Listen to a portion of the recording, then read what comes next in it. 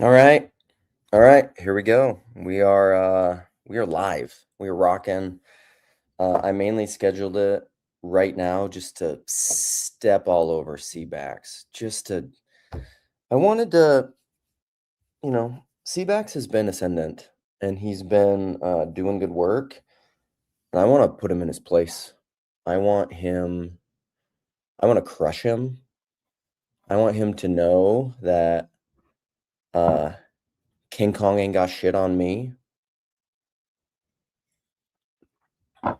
Sometimes just people get too big for their britches and they need to be taken down a peg, you know?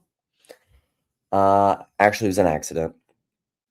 Also, it's a premiere, so you can go back and watch it. Also, this is a live stream. You can go back and watch it. Believe it or not, you can go back and watch live streams. It's not nearly as fun because it's not happening right now. It's not exciting. I have a special guest today, and you'll never guess who it is. It's not like it's in the title or anything. And look at David's already like heard about it. He's already sad. Look at it. What a ripoff. Luke's having a talk with Sam on the Trinity. David, you had one talk with Sam on the Trinity. One, buddy. I've had like 5. Also, a lot of people have told me that yours with him is their favorite. So there you go. Yeah, I don't even like myself in real time, really.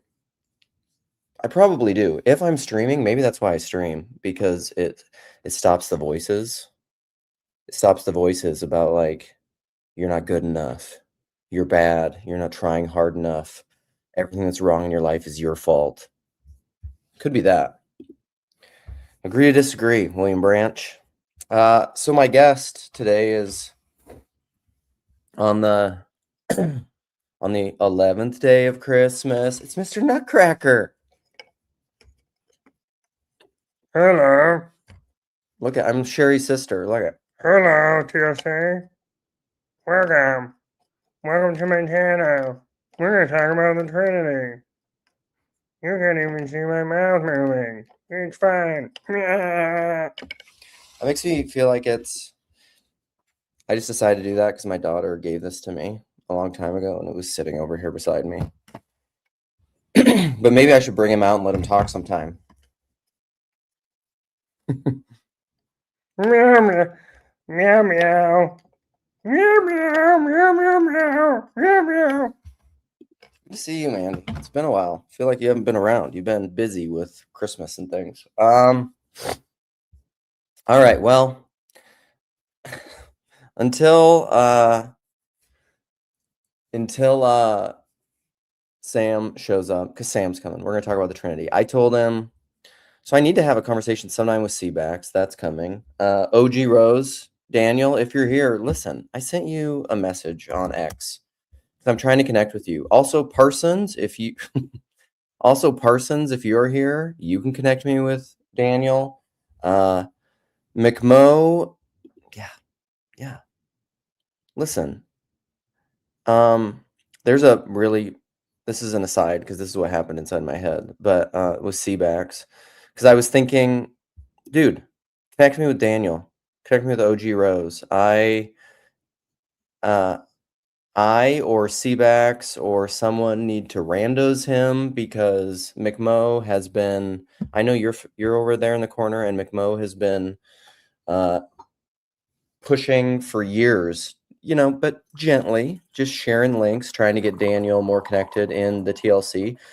And this is what McMo said. Maybe I'm putting McMo on blast. Maybe I'm sharing things that I shouldn't share that he's only said publicly. Is McMo has said that there are sometimes like C Money, who used to be on my streams, he said that what will often happen is people in the corner who come on the corner, perhaps come on my streams, but who want just like a little bit more serious, robust, maybe not as playful, silly dialogue, like where you don't bring out nutcrackers. They go over to the net, Daniel and Michelle. And Daniel's great. I mean, he's like intellectually brilliant. I I tend to not watch a ton of their stuff because it's too I don't know. I got to be a little bit more silly. I like to talk about big ideas, um, but I don't know, not that formally, not that seriously. And I mean, he's great, but it's too much of the same thing for me. But I love him and would love to have them be members of the flotilla. I don't know Michelle really at all, but Daniel's pretty familiar with the TLC. Anyhow, we got to get him going. And some old timers don't show up as often either. Okay, so that was an aside. What was I talking about before? Oh, back to CBAX. Because the thought that popped up in my head was that, like, if CBAX has more, if he has more live viewers right now in his premiere, I was thinking I'm gonna kill myself. But that's like, but it's a joke. Obviously, it's a joke. Forgive me for anyone that struggles with suicidal ideation. Trigger warning. But there's a comedian. His name's Dusty Slay, Dusty something, Dusty Rockets, Dusty. He has long hair and a hat. Slay. That is his name. This guy. I'll show you. I have X open because I was looking for Daniel's thing. Dusty Slay. This guy, and he has a bit. He's actually from Nashville. Working Man. Yeah, his Working Man special is hilarious. I like it a lot. And he has one section there where he was standing in a grocery line, he said, and someone behind him was just said something. And this was I don't know. I feel like younger people will say this kind of thing. And they were just like, if this checkout line doesn't speed up pretty soon, I'm gonna kill myself. And he was talking about, and he used it like in this bit where he's talking about small talk. And he's just like, in a checkout line, you're supposed to be having small talk. And he's like, that ain't small talk, that's big talk, which is hilarious. So now my wife and I, very often, when one of my daughters in particular, or someone will say something like that, and we're like, that's big talk. Oh yeah, that's it. This is a smokescreen for not wanting to take responsibility for value. Come on, get off it. It could be. Listen, YouTube comments are for people that want to psychoanalyze other people, and I would like to make my live streams a not psychoanalyzing zone.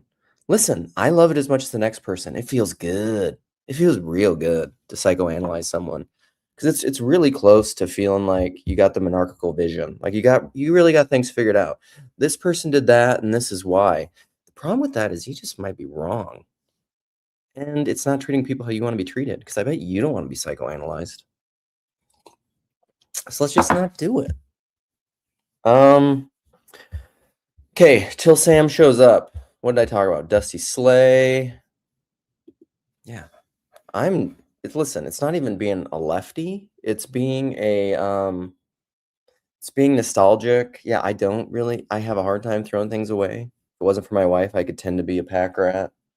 Although I'm too orderly, I think, to be a pack rat. And I'm very frugal, really, believe it or not.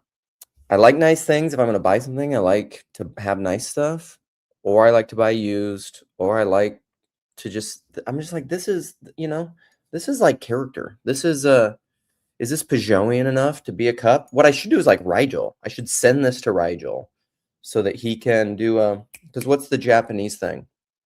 Where you yeah, thank you, Stephanie. You get it. Didn't we talk about this the other day, Stephanie? It was you, right? Who was in the Discord group chat thing. Here to confess other people's sins. Yeah, knock it off. But Rigel, like you Japanese, there's a word. Yeah, kintsugi. There we go. And you fix the cup and it's all broken and then it's more beautiful than before and you like gold leaf in the cracks. And the Rigel has a cup where he kintsugi'd it. He put a handle back on it. He welded a handle onto it or something. Rigel, we're gonna need an update on Don't Cry for Me, Argentina. And I want to know how much steak you ate. Nice, got it. Nailed it. Oh no. Oh, Venezuela. I talked about Argentina, not Venezuela. Okay. Let's Let's get into some angry politics. We're not going to do that. Okay, what I'm going to do until Sam shows up is I do want to, and maybe we could talk about it. We're going to talk about John 1:18. So what happened? I don't have all my stuff. See, that's not right. Because they fixed it in the newest one. Here it is. Okay, I'm going to share this. Because this is, shut up, cookies. Cookies is, this is cookies. Shut up, cookies. I don't want to shut up. Meow meow. I really like cookies. Give me one. Steep slope. Get out of here. Okay, we're gonna, if I could stop, I zoomed in on like a scripture thing and then pop-ups happened and now it's making me mad. You're making me so mad.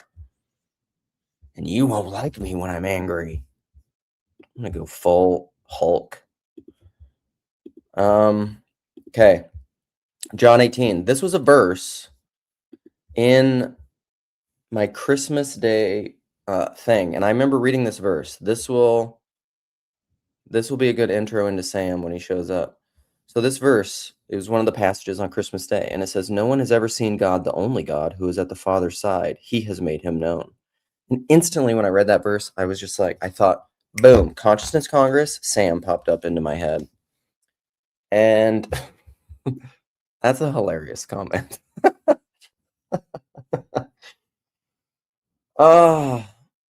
Sometimes people aren't crazy, they're just silly. And sometimes they're crazy. That's also funny. So I read this verse and I was like, this verse doesn't make any sense. Okay, so let's just break it down. Let's do a little, and then I'm going to compare it. Because immediately when I saw this text, I was like, that doesn't make sense. And I feel like Sam or a non-Trinitarian would rip this passage apart. And I was like, that can't be right. Lo and behold, it wasn't right. Which I felt good about. Because, when you read a verse and then you're just like, that seems confusing and doesn't make sense. And then you find out, well, it's mistranslated and it's a bad translation. Then you're just like, hell yeah, dog. Good intuitions. Good job. And then you get your friend, Cookie, and Cookie's just like, good work. You're so smart. You're not crazy like the people who psychoanalyze you on your live stream say. And I think you're special. And I really like your eyes and your hair. And I think you're a nice person. And that God loves you. Which is nice. It feels good. So, because no one has ever seen God. What God are they talking about? Right? Because here's, in Trinitarian theology, we have, because we have God the Father, God the Son, God the Spirit, correct? Not one. Okay. So then I went and I pulled up a lexicon. Okay. Do we know this is my next step? Sometimes I'll see a verse and I'll just be like, that doesn't make any sense. MJ, I'm not going to look up that verse yet, but interesting. Note it. Matthew 12:34. So we're going to switch screens here. We're going to stop screen. We're going to share a different screen. We're going to share this lexicon screen. Because you can go to a lexicon and then it gives you the exact Greek words of the original Greek, outside of debated texts, and some texts are debated, but this gets into textual criticism. And I can't remember what it is. Like, do you guys know? I mean, this is the kind of thing the corner would know. What is, what percentage of the Bible or the New Testament, or maybe both, or maybe each, is textually accurate based on textual criticism, which is a really interesting science. I think it's something like, because of all the fragments and you can compare them and then you can do analysis, like statistical analysis based on how many variants they are and if they're meaningful variants or if they're not meaningful variants, just like slight misspellings, if they change the meaning of the word or not. And then you can do a textual analysis based on degrees of certainty within standard deviations of how accurate a text is. And I think something like the New Testament is 97% accurate. Should we ask Grok? According to textual criticism. How accurate is the New Testament? Let's see what Grok says. Anyhow, let's go here. So there's the Greek. We'll go back to Grok. So this gives you the Greek words that are in the New Testament. And like I said, there's chances, this verse may have, and usually in the footnotes, if there's some sort of variance or doubt about the veracity, the clarity, if there's weird variance or they're unsure, it was added later or something, they'll put that in the footnotes. There should be like notes within the New Testament. Okay, let's just close this out. I'm going to stop this. No one's giving me any answers, so I'm just going to go to Grok. I'm going to see what Grok says about textual criticism. Scholars, catalog, blah, blah, blah, blah, blah. Over 5,800 Greek manuscripts of the New Testament, plus about 10,000 Latin versions and 9,300 in other languages, totaling more than 25,000 witnesses. You can go look this up yourself. Textual variants from 300,000 to 500,000, which initially you think, whoa, that's a lot. But so most 70 to 90% plus are trivial, like spelling errors. So it doesn't change the meaning. Many repeated minor errors, blah, blah, blah, blah, blah. Only about 1%, roughly 4,000 to 5,000, are both meaningful, altering sense, and viable, supported by good evidence. So 1% of the New Testament are meaningful variants. Fewer than 50 to 400 involve significant passages. So that's something. Oh, are you in here? Yay. Okay, I see you. What up, buddy? Hey. So I'm talking quickly about Grok and Hello. textual criticism.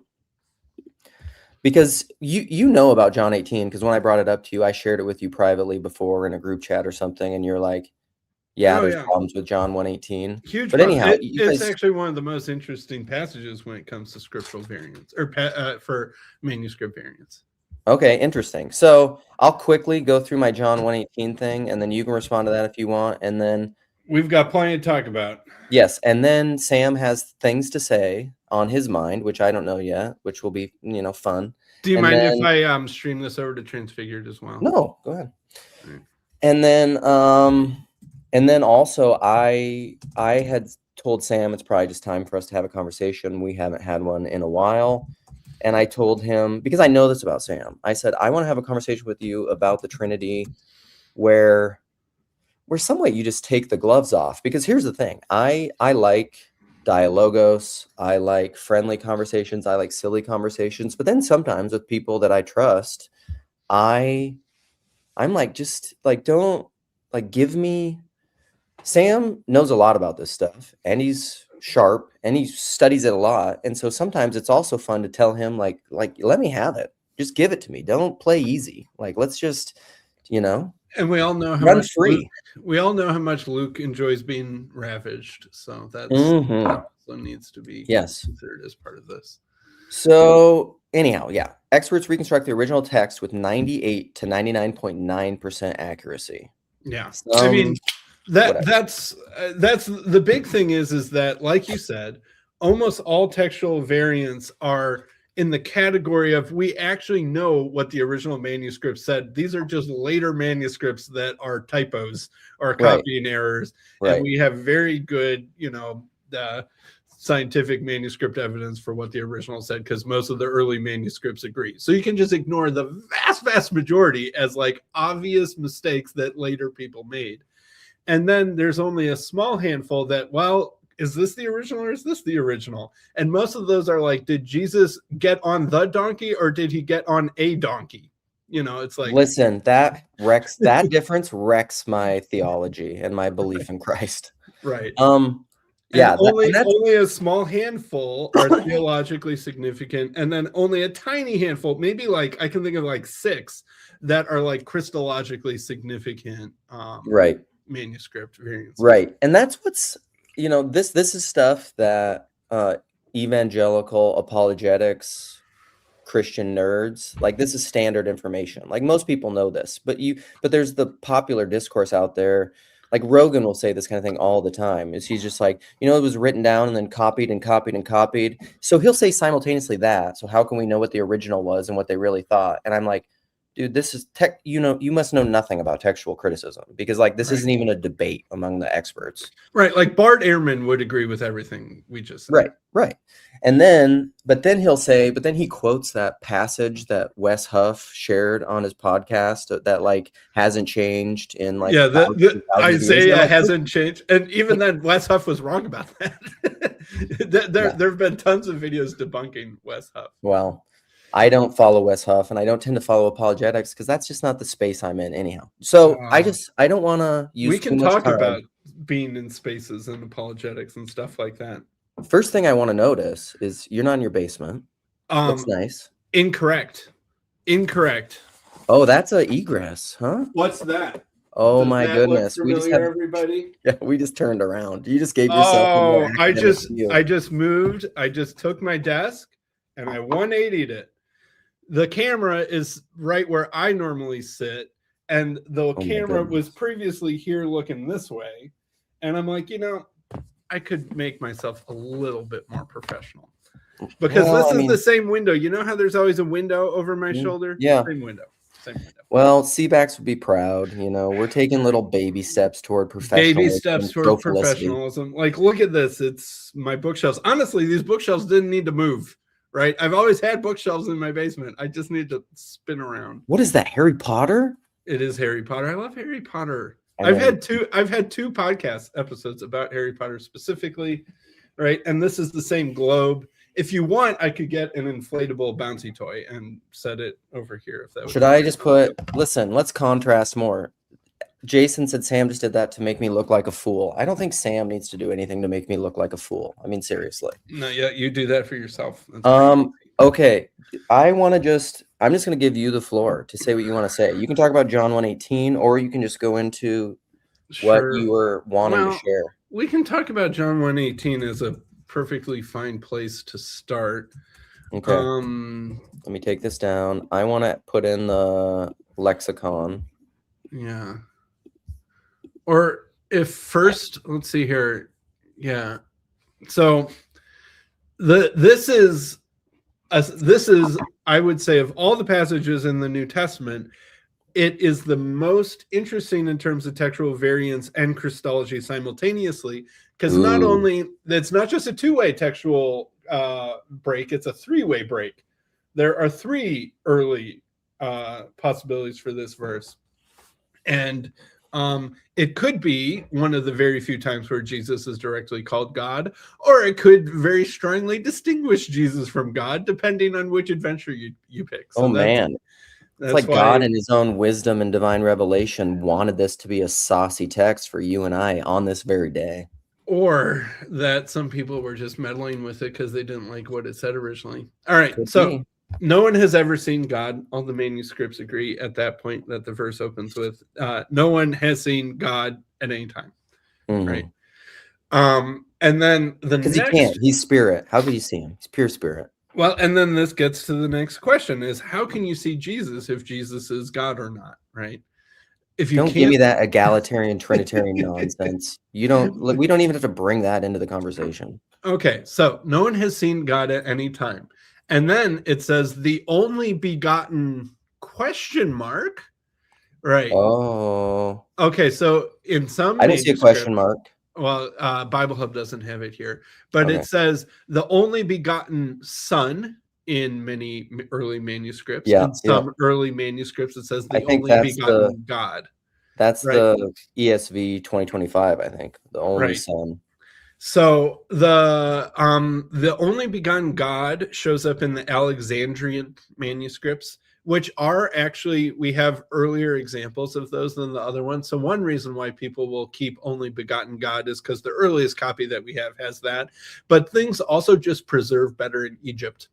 That's also just known as like almost all of our earliest manuscripts for everything are from Egypt because they wrote lots of stuff down and stuff just lasts. Papyrus just lasts better in the dry Egyptian desert. So it's not surprising that our earliest manuscripts are the Alexandrian tradition. But here's the thing. Is Jesus a begotten God?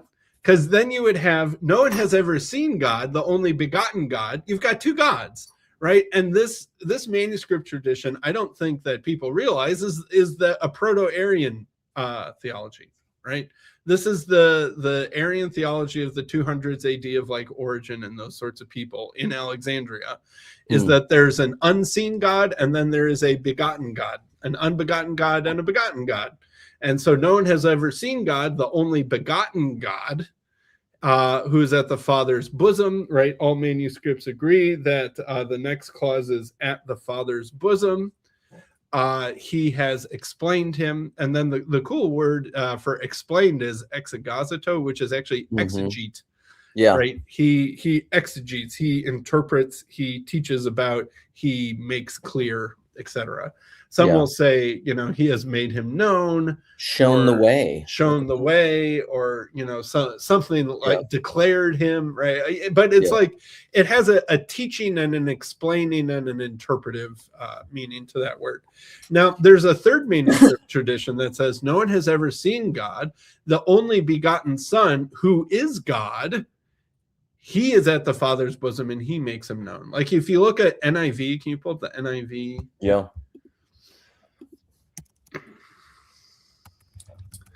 That seems like to me, just on its face, just from what you like, what I know about you and our conversation, what you've been saying, that seems to me to be like we're going to try to get some of our theology in this text. Yeah. Someone in the 400s AD was like, we need to get some of our theology into this text. So they made this manuscript tradition, which says no one has ever seen God, the one and only Son, who is himself God, right? Like, shoot. Look, there's a little... yeah, what's it say there in the footnote? Yeah. Oh, okay. Some manuscript. Right. And a general rule of thumb is the NIV always picks the most Trinitarian friendly verse, regardless of how strong the evidence is for it.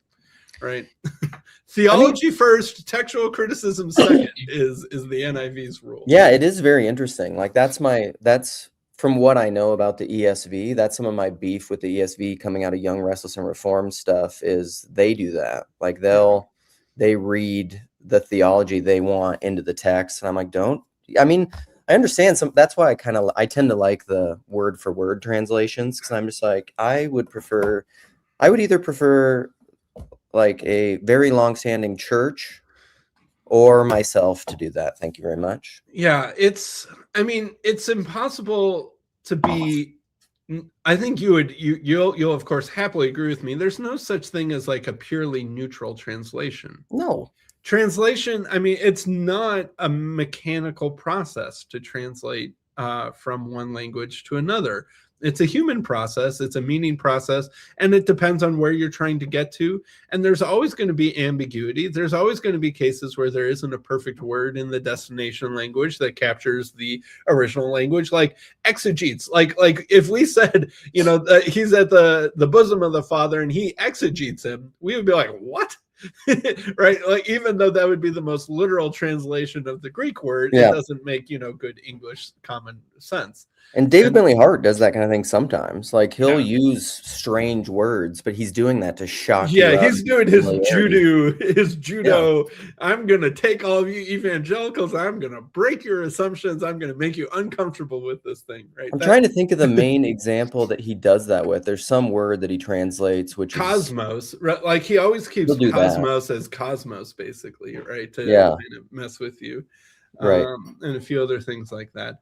But anyway, I think it's pretty obvious that the original was the only begotten Son, because that's one of the Gospel of John's favorite phrases is only begotten Son. Yeah, homogeneous. So another thing that's going on. All right, can you pull up the ESV again? The ESV, yeah. I should not just close them all the time. All right, so we'll show you some of the weird jujitsu that the ESV is doing.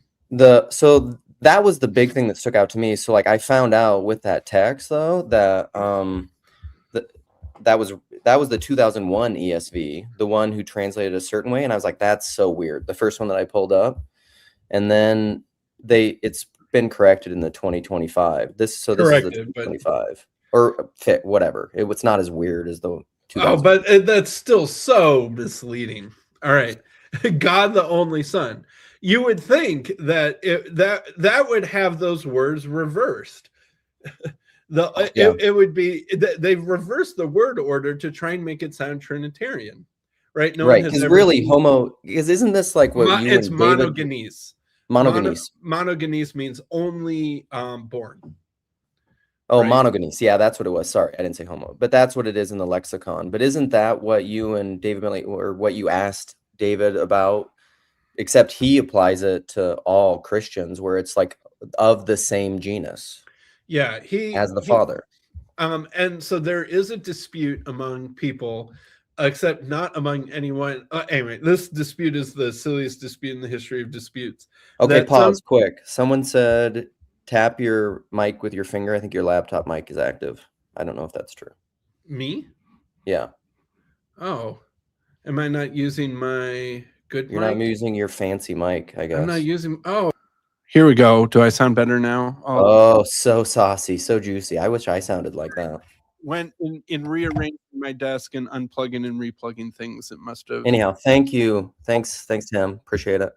All right, everybody, on now that top I of can that. use my sultry voice. All right. No one has ever seen God, God the only Son. Oh, goodness gracious. So they are using the what's the previous what's the old ESV version? So the old one is no one has ever seen God, the only God, or something like that. Yeah. So one thing that they really don't like is they're trying to get out of the begotten implication of monogenes. So have you ever met a friend named Eugene? Do you know anyone named Eugene? I do know someone named Eugene. What if you were to reverse engineer Eugene into a Greek name? It would be eugenes, which means well born. Eu is like euphoria, is like you is the prefix in Greek for good. So eugenes means well born.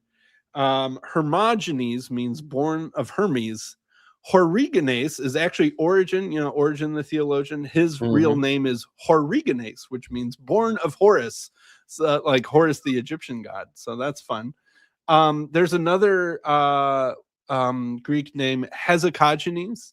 Like hesychasm in your mysticism stuff is like quietism, right? Like being quiet.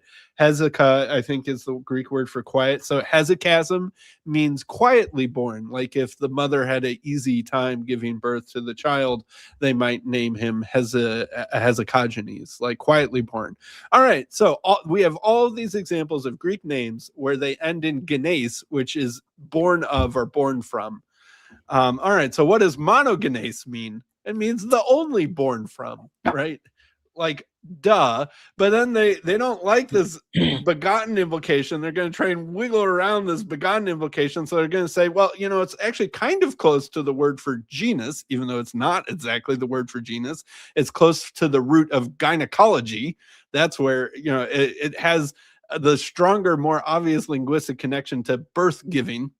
And so that's why they'll say no one has ever seen God, the Son who's also God, or the only God, or something. Like they'll try and have it be only or the unique or something like that as a way of trying to get around the begotten word, because they are trying to make it why one of a kind or unique. Say begotten? Like I have no problems with that. Well, right, because they want to pick a manuscript that calls Jesus God, and the earliest one to do that is no one has ever seen God, the only begotten God.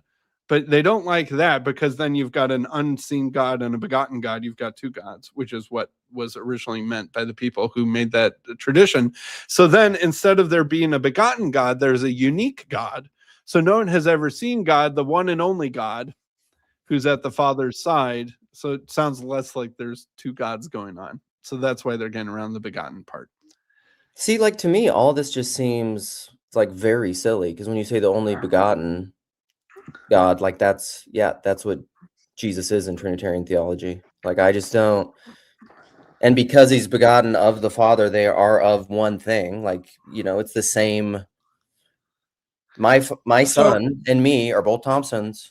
All right, so let's outline quickly what is your understanding of the Trinity? What is your non-egalitarian Trinitarianism? How would you state that in your own words? Now this is where I'll put the preface out that I don't come to this stuff when I became Orthodox or was exposed to Orthodoxy or even like Oriental Orthodox stuff.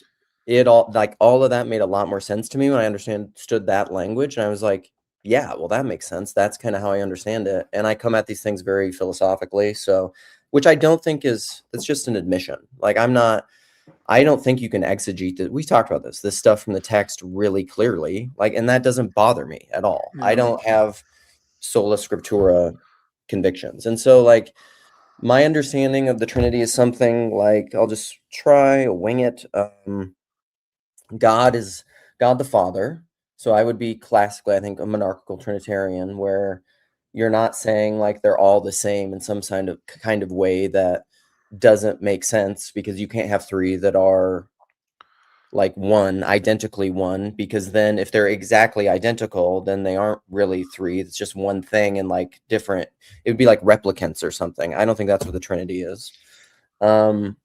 There's God the Father who I don't know, and this is where like Lord of Spirits would say like the scriptures will talk about him having a body and stuff. I don't really understand that. God is pure spirit, and being unable to see is like he's beyond any sort of category, bodied, unbodied. He is totally other, like unseeable, indescribable, uncontainable, like all those hymns talk about, utterly other, but the source of all things, from which everything comes, you know.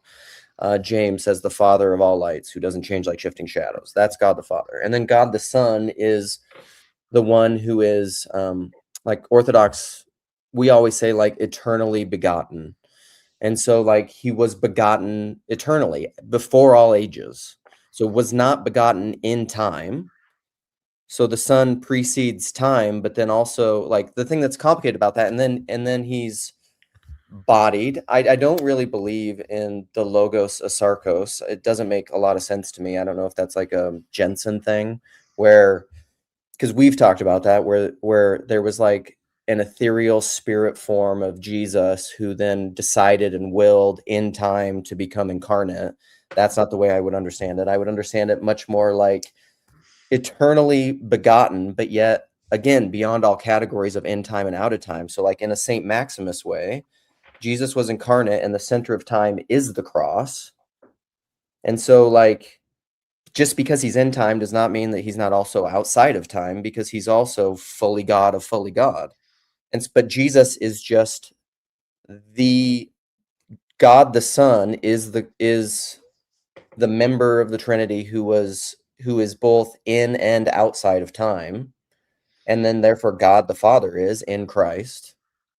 And the Trinity is a lot harder for me. I don't really know, because it's this the clearest thing, like even in doing the grok, because we were talking about privately in our group chat, and I think Orthodoxy would say this classically, is like the baptism of Jesus is seen with like the three distinct members of the Trinity, where it's like the Father is unseen in the heavens, the Son is being baptized, and the descension of the dove is the third thing. And of course, like that's not like obvious. It's not propositionally laid out there, but they would point to that as like these are the three things.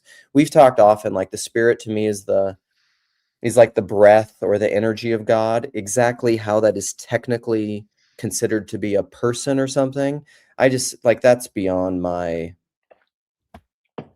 I'm not even going to try. I don't like, to me that doesn't. I don't care. So just know that you're exempt from most of what I'm going to criticize. Okay, great. I think you know that. Like honestly, at that point we're splitting hairs on a few things. Well, I've always said that, Sam. Whenever we talked about this, I don't think we're that far. I don't think you and I are that far apart.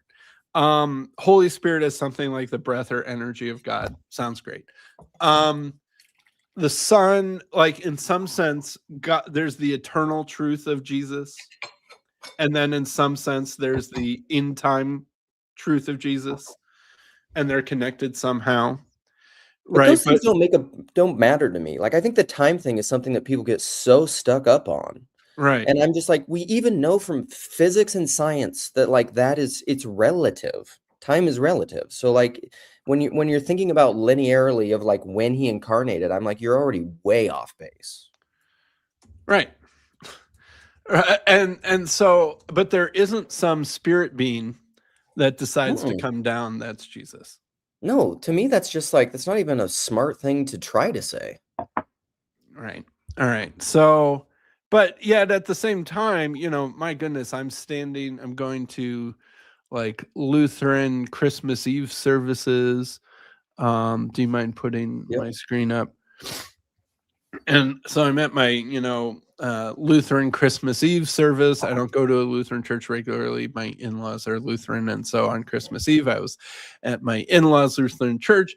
And the number of times where they talk about, condescension and the Son of God willingly becoming a baby on our behalf, it's like there was like 20 times in like a 1 hour service where we're, hammering on that and how gracious and self-humiliating that was for him to leave the nice comfortable place and come down here to the icky uncomfortable place and yada yada yada.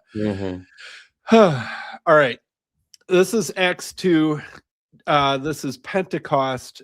Peter's just been filled with the Holy Spirit. They're speaking in tongues, right? And people are making fun of them for being drunk. And Peter says that men of Judah. So, like, if there has ever been someone who has been filled with the Holy Spirit, it's Peter on Pentecost. I think we could agree that no one has ever been as surely filled with the Holy Spirit as Peter right after this moment where he's standing up in the temple court at Well, maybe Pentecost. Jesus at his baptism. Well, yeah. Jesus, yeah, okay, fine. Jesus was filled with the Holy Spirit too. Yeah.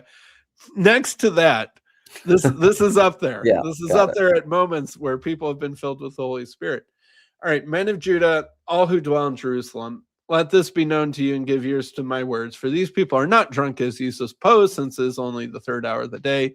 But this is what was uttered through the prophet Joel, blah, blah, blah, quote from the prophet Joel. Men of Israel, hear these words. Jesus of Nazareth, a man attested to you by God with mighty works and wonders and signs that God did through him in your midst, as you yourselves know. This Jesus delivered up according to the definitive plan and foreknowledge of God, right? We've got these two layers of time going on. Like, what's this definitive plan and foreknowledge of God, right? That's like that sort of, in some sense, all of this has already been written. In some sense, this is already kind of true eternally in God's foreknowledge or mind, right? That's sort of what you were talking about. Yeah. All right. Delivered up according to the definitive plan and foreknowledge of God.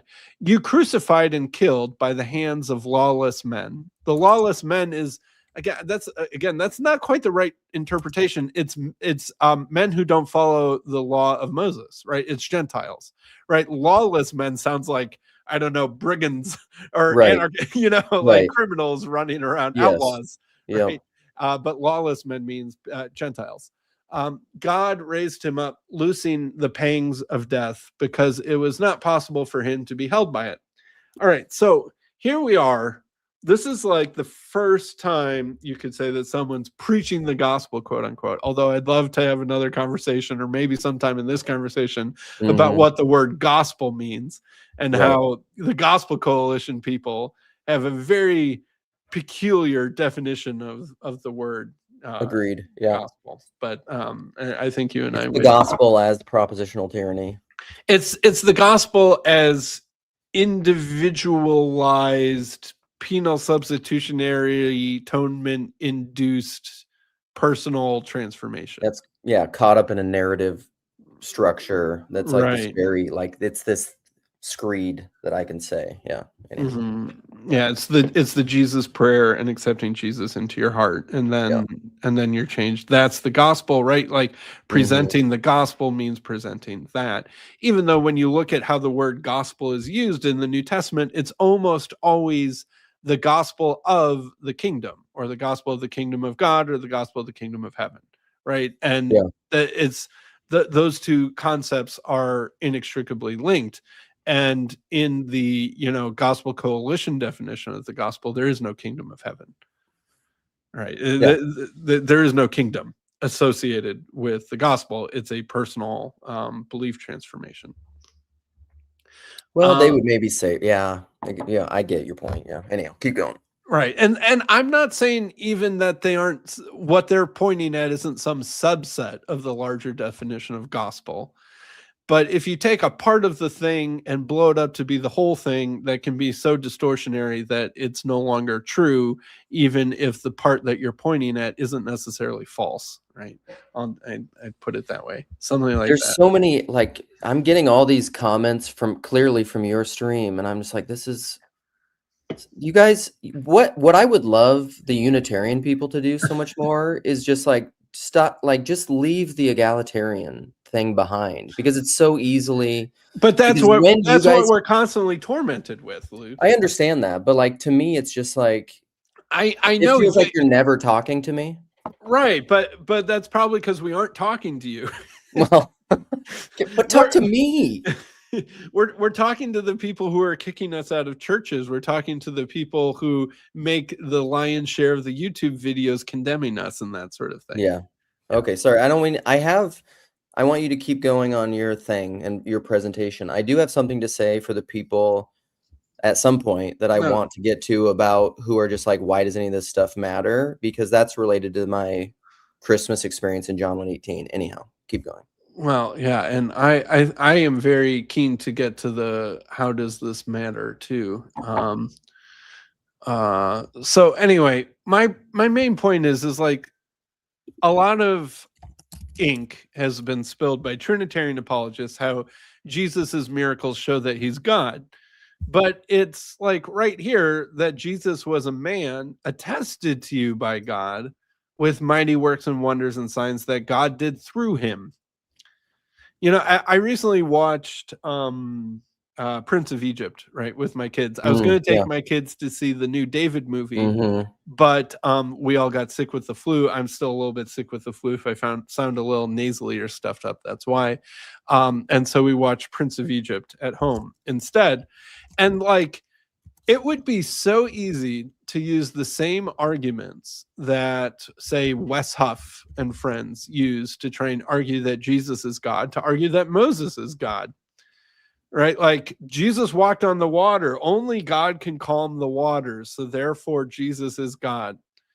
All right, so Moses, when he split the Red Sea and led hundreds of thousands of people through the Red Sea, which seemed to be even bigger and more powerful of a miracle than simply walking on the water solo. Is he God? Well, no. I mean, obviously, we understand God is empowering Moses to split the Red Sea. Do you know how many times Moses speaks in the first person as God in the Old Testament? It's a ton. Right? He goes to the people of Israel. Hear, people of Israel, I, the Lord your God, I who rescued you out of Egypt, I who led you out of the slavery of the Egyptians, yada, yada, yada, yada, yada, right? Like the number of times where Moses will say, I am the Lord your God, right? And it's, you know, it's the full tetragrammaton in Hebrew, right? You could find hundreds of times where Moses claims to be the God of the Israelites, except we all understand he's not claiming to be the God of the Israelites. He's speaking as God because that's what prophets do. They give their voice over to God and God speaks through them. And so when they're talking, it's not Moses that you're hearing from, it's God that you're hearing from through Moses, right? Could a Unitarian or a Jew pan Moses in the same way they do egalitarian Trinitarians of just like, how can there be two if there's one? Well, sure. Same problem. Right. So anyway, it would be so much, and also I'm pretty sure the Bible calls Moses God more often than it calls Jesus God. Like God says, I will make you God to Pharaoh. And the word there is God. It says, another, like Jacob says, probably the easiest way to translate that into English would be, I will make you Pharaoh's God. Like God says that to Moses, but what he's saying is that you are as if I am there to Pharaoh, right? Pharaoh's representation of God is Moses.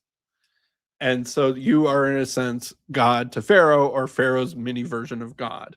I will make you God to Aaron, blah, blah, blah, blah, blah. And there We are are all gods. behold, you are gods. Exactly. Right.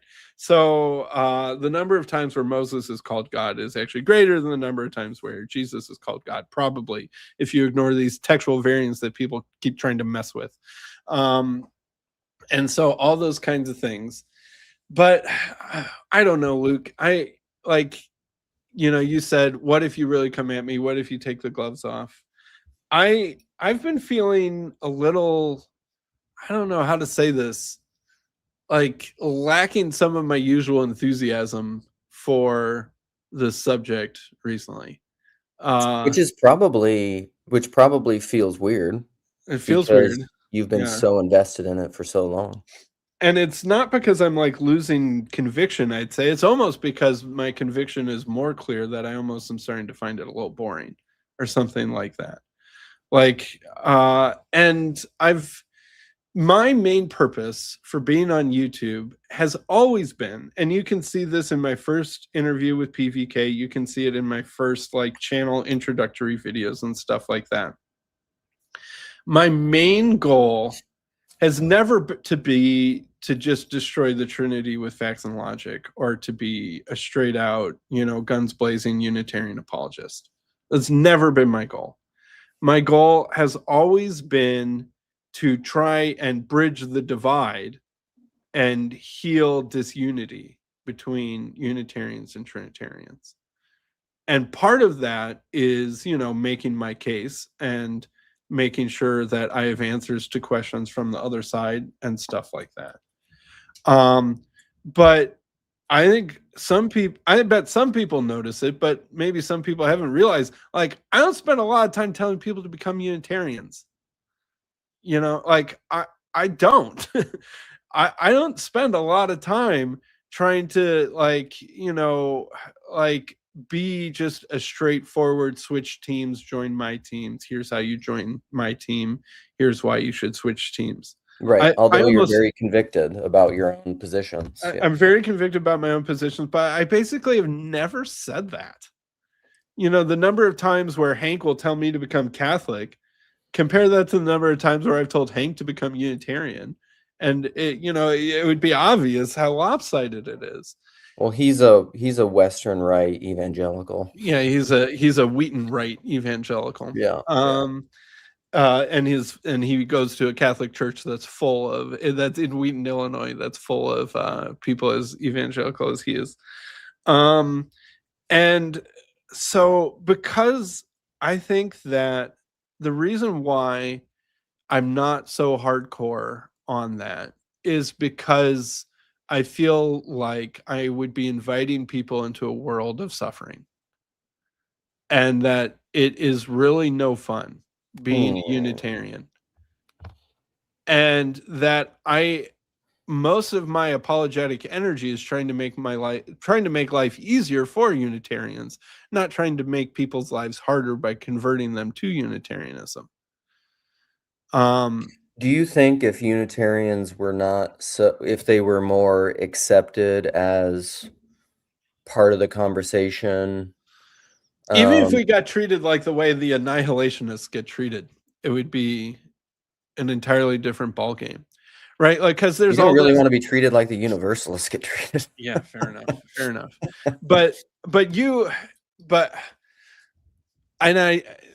I should take that back, because you've had a rough story related to annihilationism.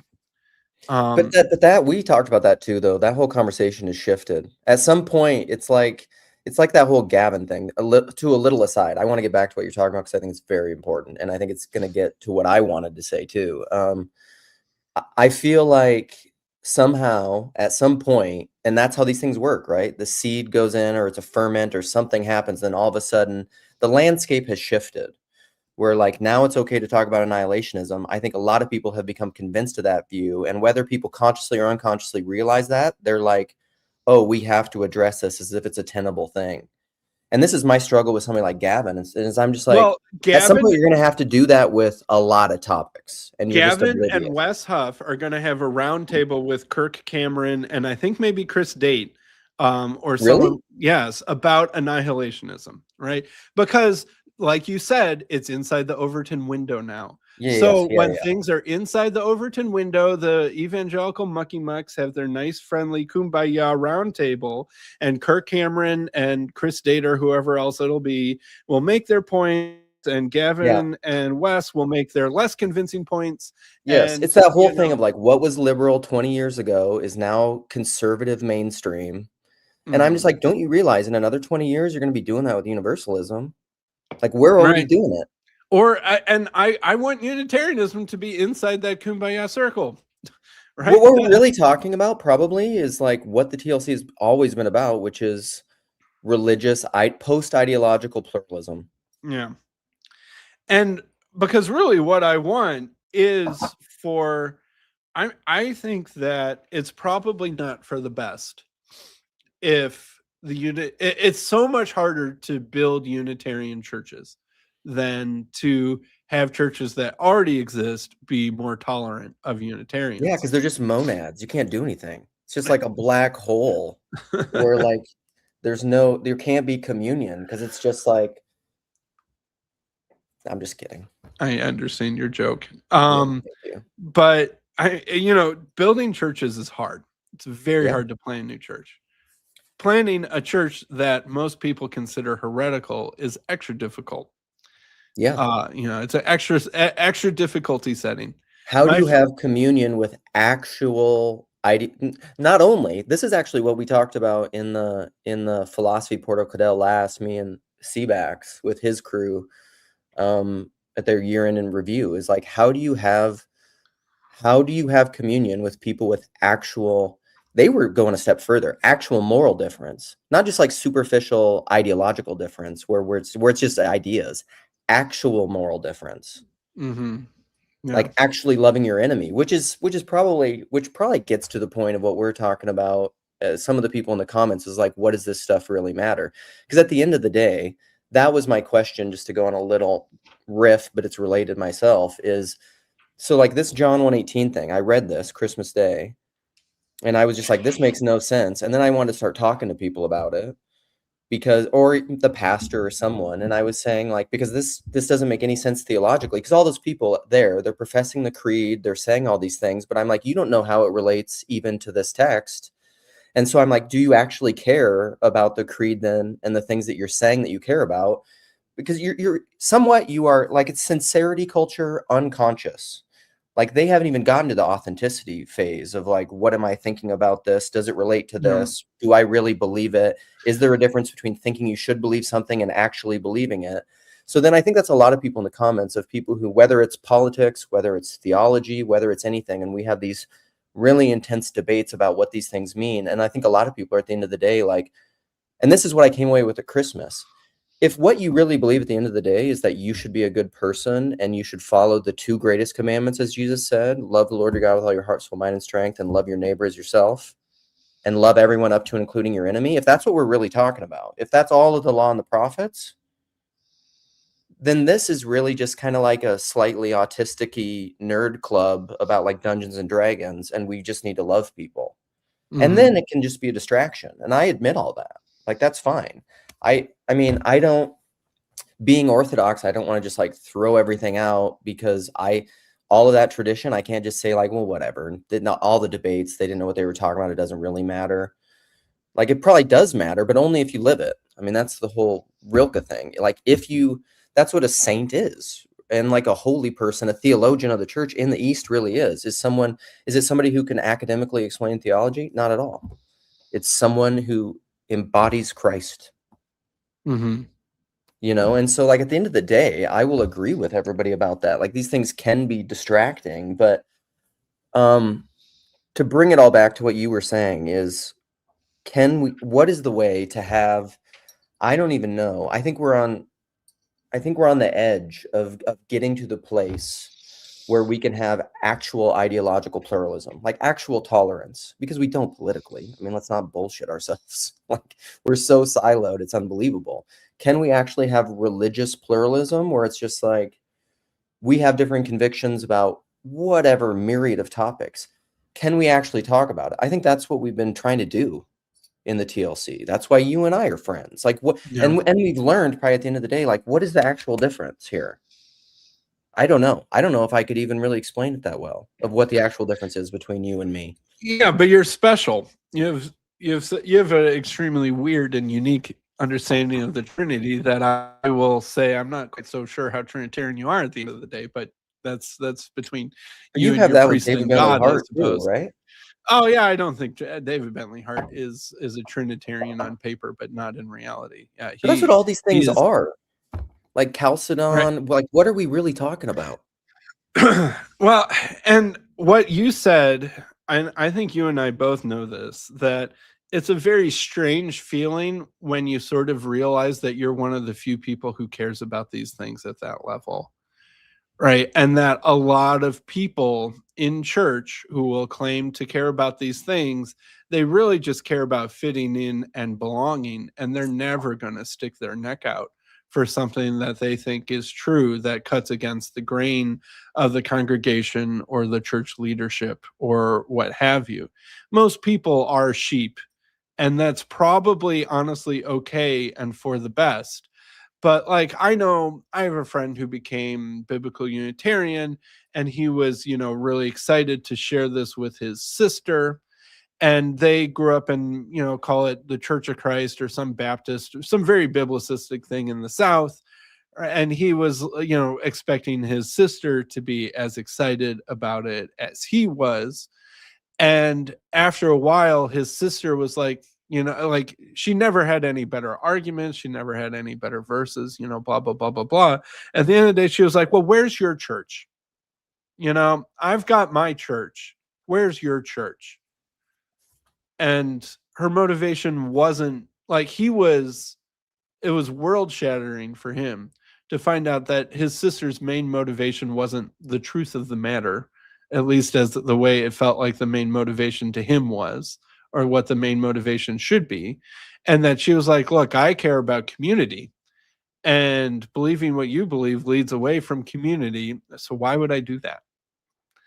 And But she, don't you think that's a kind of truth commitment? well, yes, I do. I mean, I think that there is a certain kind of truth to it.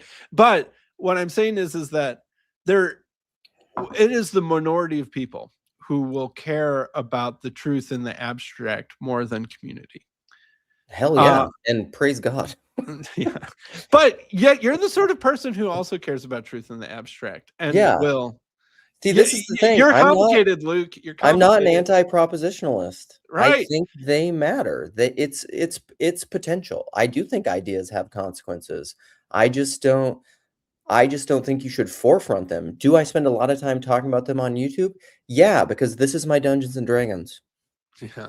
But I also think you think it matters more in Dungeons and Dragons. I don't think you just think it's Dungeons and Dragons.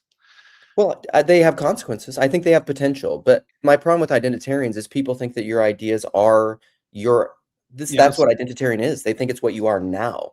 And I'm like, it's not. This is why we go to therapists.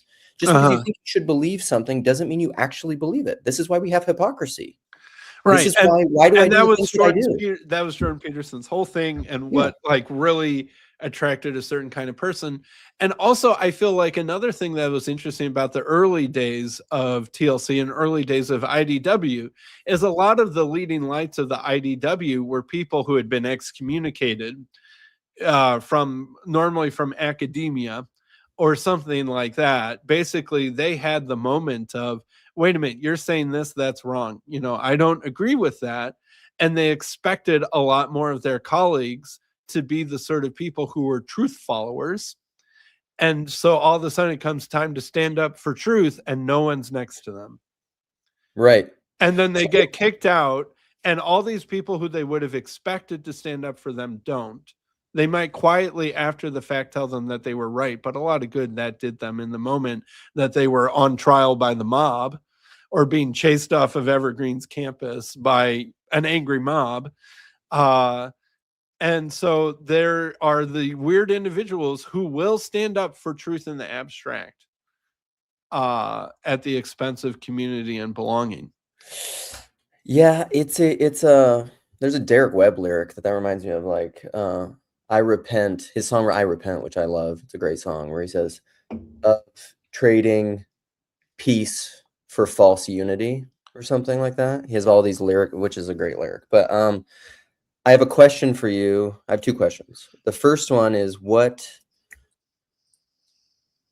do you think are the benefits and the strengths and the necessities of having like that Norman Rockwell, Martin Luther, here I stand, I can do no other? Because Right. it feels like at least on X or in America or culture war stuff, like that's what everybody's doing. They're like in I not think almost understanding that no you're, one's doing that. I think almost no one's doing that, right? but Like everybody's pretending to do it. everyone's pretending to do it along with all the people in their tribe who they're pretending to do it with. Of like the virtue signaling, right? Right. It you're not really doing it unless you're losing the people that are closest to you.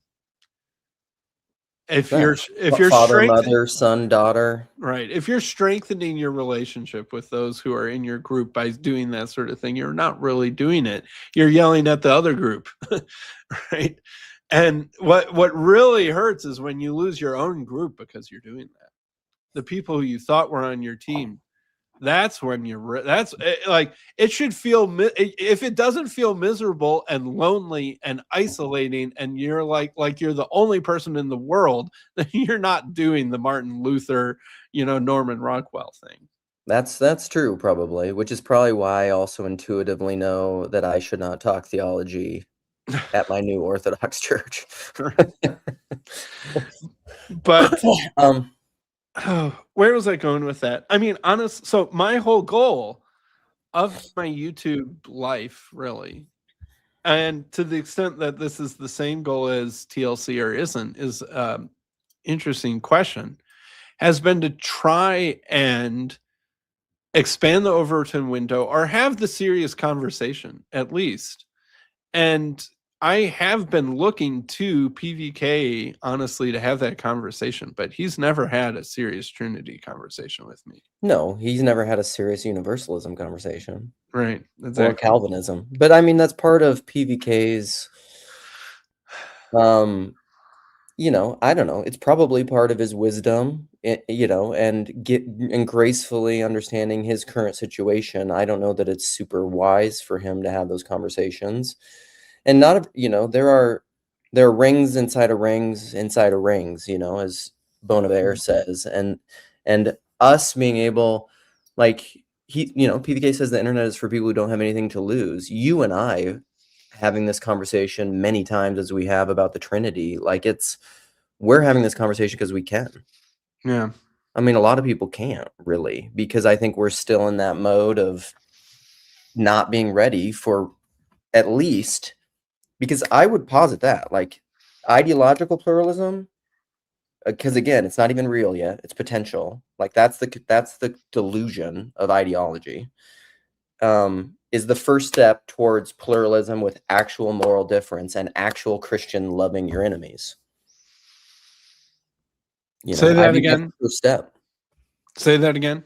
So like being able to have, this is very CW stuff. I was thinking we should have had CW here with his dude word religious pluralism stuff, but that maybe wouldn't have gone well. I don't know. I love CW, but being able to have conversations within ideological pluralism where like I identify as a universalist, I identify as a Trinitarian, you identify as a Unitarian, and an annihilationist, but you and I value each other enough and trust each other enough where we maintain convicted difference somehow, even though we don't fully understand ourselves maybe, but we trust the process of talking to each other to have ideological conversations with legitimate pluralism, at least ideological. But then I think the further up and further in for the Christian is like, okay, let's say we figure out at the end of the day, let's just use like the political thing. Let's go crazy and talk about immigration and political. Do we believe in actual moral difference to such a degree where, like, as a Christian, I believe you should love your enemy and pray for those who persecute you? Elizabeth Oldfield versus Rod Dreher. Yeah, and not return eye for eye, but like with people who like, okay, let's call them post-Christian Tom Holland American liberal values. But then what if people come into your country who don't believe that, who are just like, I don't give a shit about your free speech and enemy love. I will kill you and take what's yours when I get the chance. Yeah. How do you love those people? You know, and can you? Because I mean, that's the real step. Like ideological pluralism costs you nothing. Like or difference. Like that's the virtue signaling stuff. That doesn't really matter. At the end of the day, it doesn't really. I mean, it costs you like I don't know, psychological stuff, and people will kick you out of their group. But like the real moral difference is the hard thing. I mean, I do think that there are some real differences. Like, I think a popular level implication of the Trinity that affects people's own religious lives is, and you know, whatever, not everyone will recognize this, but I see a lot of Trinitarians who basically don't think of Jesus as someone like them. They think of Jesus as someone categorically distinct from them. It's sort of like what I would say an Aslan Christology versus a Harry Potter Christology. Yeah, Right? Like, that's a good comparison. Yeah. In C.S. Lewis, Aslan, he's not a person like, you know, Lucy and Susan and Edmund. You know, he is categorically distinct in power and ability, and like it seems categorically impossible that he could do anything wrong. In a way that I actually think is ultimately heretical, because I don't think that understands Christ in me. Right. Like we are called to be, it's the high priestly prayer. We are called to be in Christ in the same way as he is in the Father. Right. Well, I think that it's heretical, of course, but and that's my point. I think a lot of people, like, I remember one time. This is a funny example. Funny. I don't. This is an interesting example, a spicy example. So I was being trained for a missions trip by a Trinitarian evangelical organization, and basically they said, when you're in country X, you know, don't go around talking to prostitutes. Because, you know, you're a Western young guy. You might think that you want to try and save those prostitutes. Don't. If you go around talking to the prostitutes, we're going to send you home. Right? Leave that for the professionals. Don't you go talking to the prostitutes. Wow, that's intense. Yeah. Right. And oh, you might think that Jesus could talk to prostitutes. Yeah, well, he was God, so he could handle it. You're not God, so you can't. And that right there, right, that example, right, that's the Aslan Christology at work. Yeah. And I'm not saying that young Christian missionaries should probably is best if they avoid talking to the prostitutes and that they leave that to the professional missionaries who have been there longer. That probably is for the best. But the idea that you shouldn't imitate Jesus because Jesus is God and you're not God, so you can't do everything that he can do, that poison pill right there is, I think, a commonly popularized internalization of the implications of the doctrine of the Trinity. Yeah, also, and it's not biblical. Like, you will do greater things than these. Well, of course, because the Trinity isn't biblical, Luke, but that's... Listen, go after, like, we need to come up with some sort of language so I know when you're going after the, like, easy targets that are saying clearly ridiculous things. I told you that not every Trinitarian would agree with it, but I viewed it as a common popular implication that people have internalized due to Trinitarian teaching. Yes. Okay. Now I want to do some admin stuff. How much time do you have? Should we open it up? I know some people are wanting to open it up. I don't know if not yet. I've got a couple more. Okay. So my whole point is like, look, I remember Grim Grizz said, I don't know, not too long ago, like, why are you guys arguing about theology when the evil, bad people are raping children? Yeah. And we should be playing paintball for Jesus. Yeah. Right. We should be focused on trying to stop people from raping the children and not quibbling about theology. Why are we still talking about this stuff? And that's sort of, like, why does this matter, right? Are we just playing theological Dungeons and Dragons? And I don't think so. I mean, I'm not saying that we should be like, if you see someone trying to kidnap and sex traffic a child on the street, you should be like, I'm sorry, we haven't agreed on transubstantiation yet, so I can't help you. Once we get that ironed out, then next time I see that happening, then we will, right. Quick, make the sign of the cross. Right. Which side did you end on?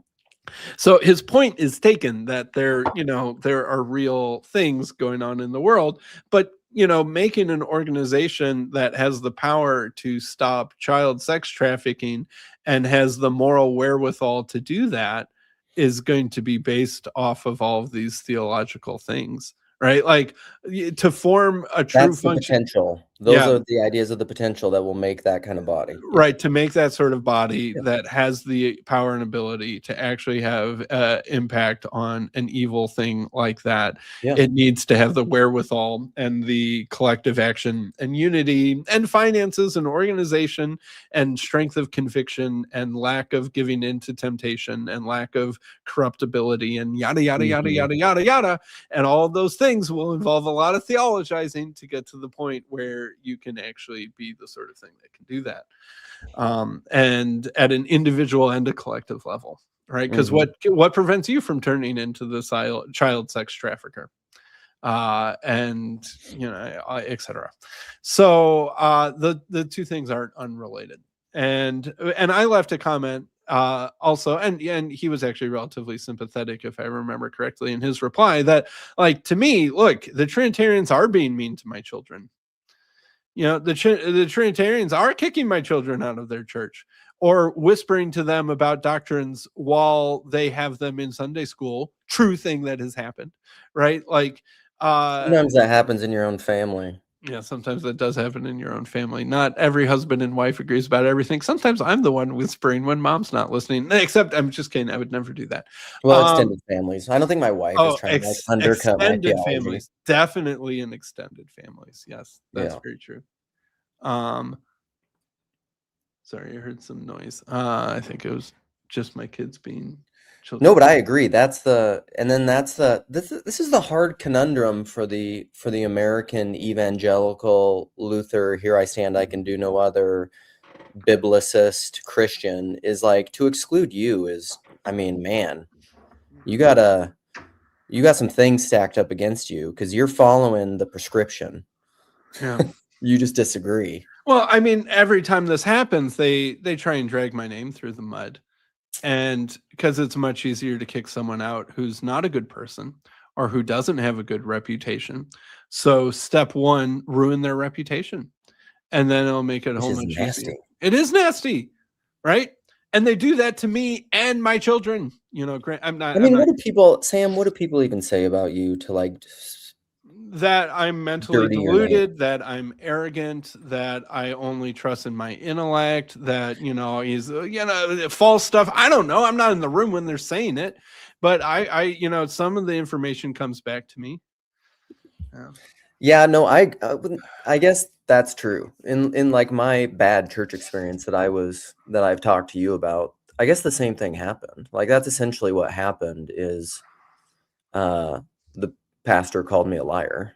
Right. I've been called a liar or deceiver. I've been accused of being demon possessed. Literally, a pastor to my face accuses me of being demon possessed because I was getting upset at what he was telling me about kicking my family out of the church. And the evidence of my demon possession was the fact that I was somewhat upset about this. Yeah. Right. And because only a demon would lead someone to believe this sort of thing. Yes. I see you have the Athanasian Creed pulled up. If you want to go there, I want to say to this quickly, Rod, I think what we're saying is that what you believe about the Trinity in the abstract doesn't matter. I think Sam and I would both agree what you mean, what you believe about it in lived reality matters, and we're trying to discern what that actually is. Right. And the Aslan Christology example was at least one small example. But here's another example of believing that you need to believe in the Trinity in order to be a Christian has huge ramifications in my life, right? Like getting kicked out of a church and being told that you're demon possessed. MJ's been called Satan by a pastor. I hear you, MJ. It's no fun. I think he's talking about a pastor we both know. Oh, fair enough. Well, okay, so pull up this Athanasian Creed. Okay. Pull up this Athanasian Creed. All right, notice what website came up first when I searched Athanasian Creed on Google. What website is this? Christian Reformed Church. Christian Reformed Church.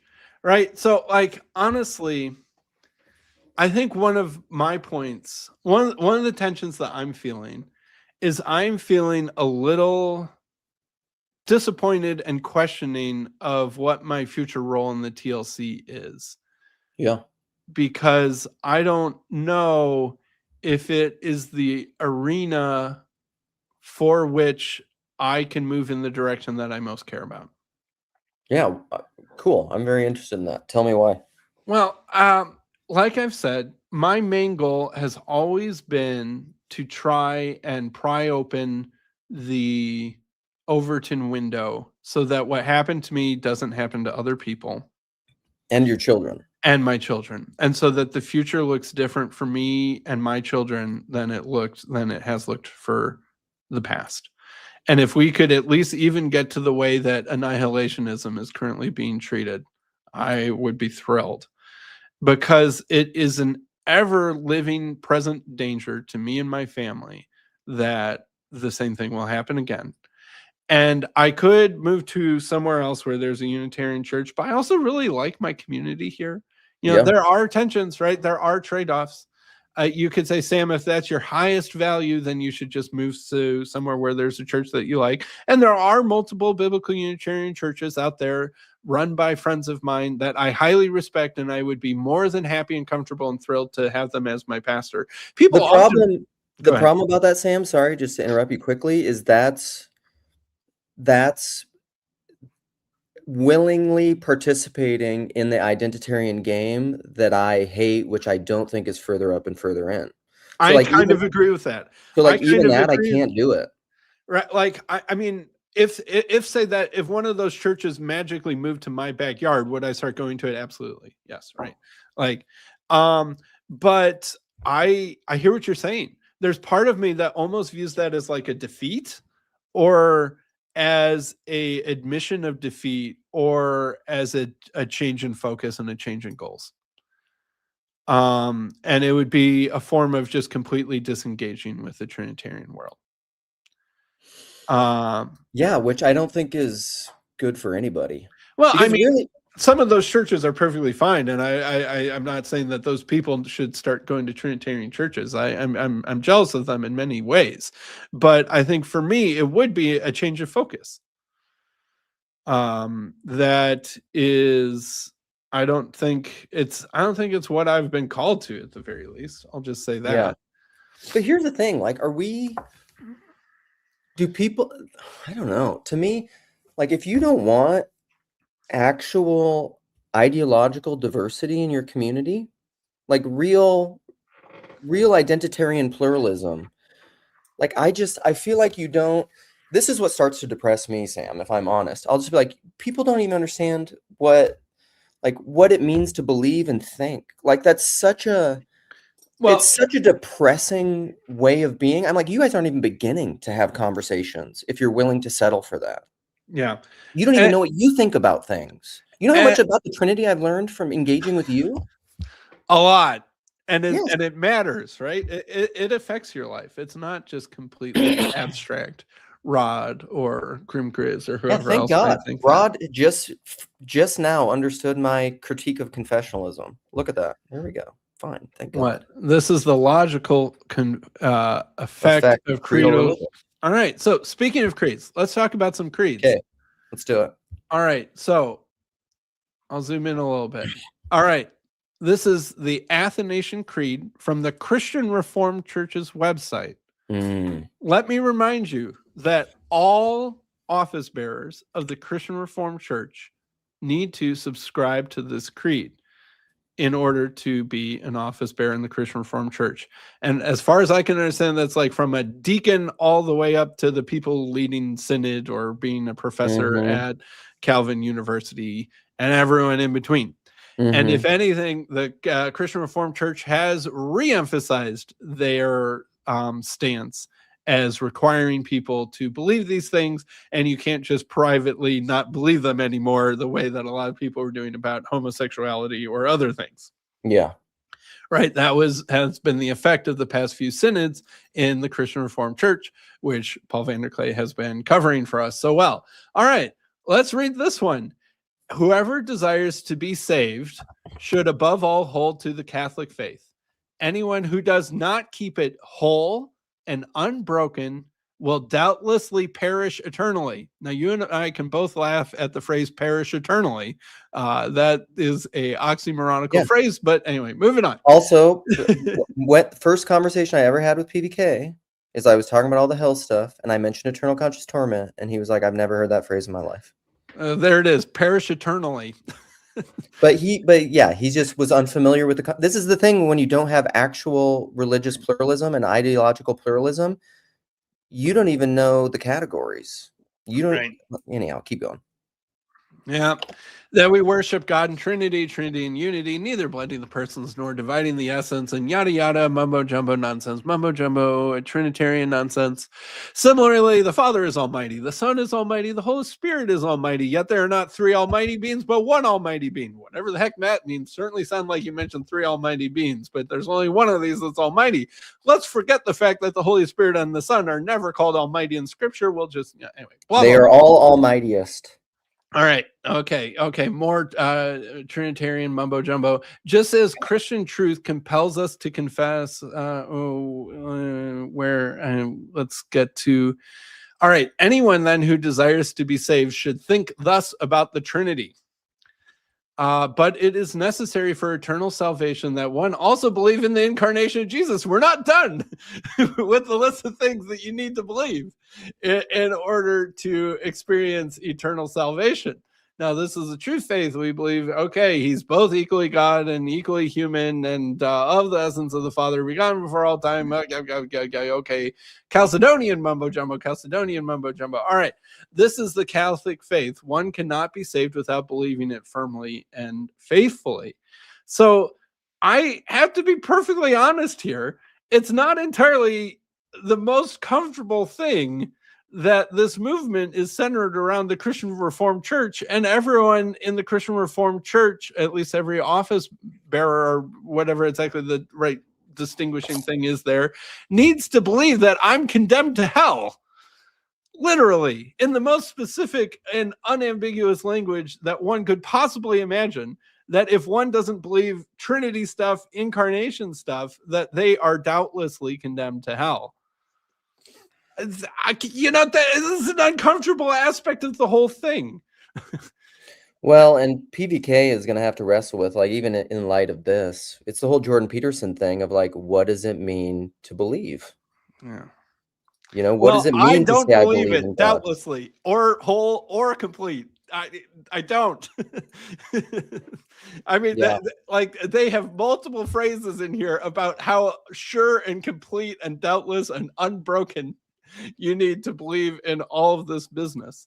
Now, we could also mention that the Athanasian Creed was not written by Athanasius. It was, in fact, written at least 100 years after he died in a language that he never wrote in.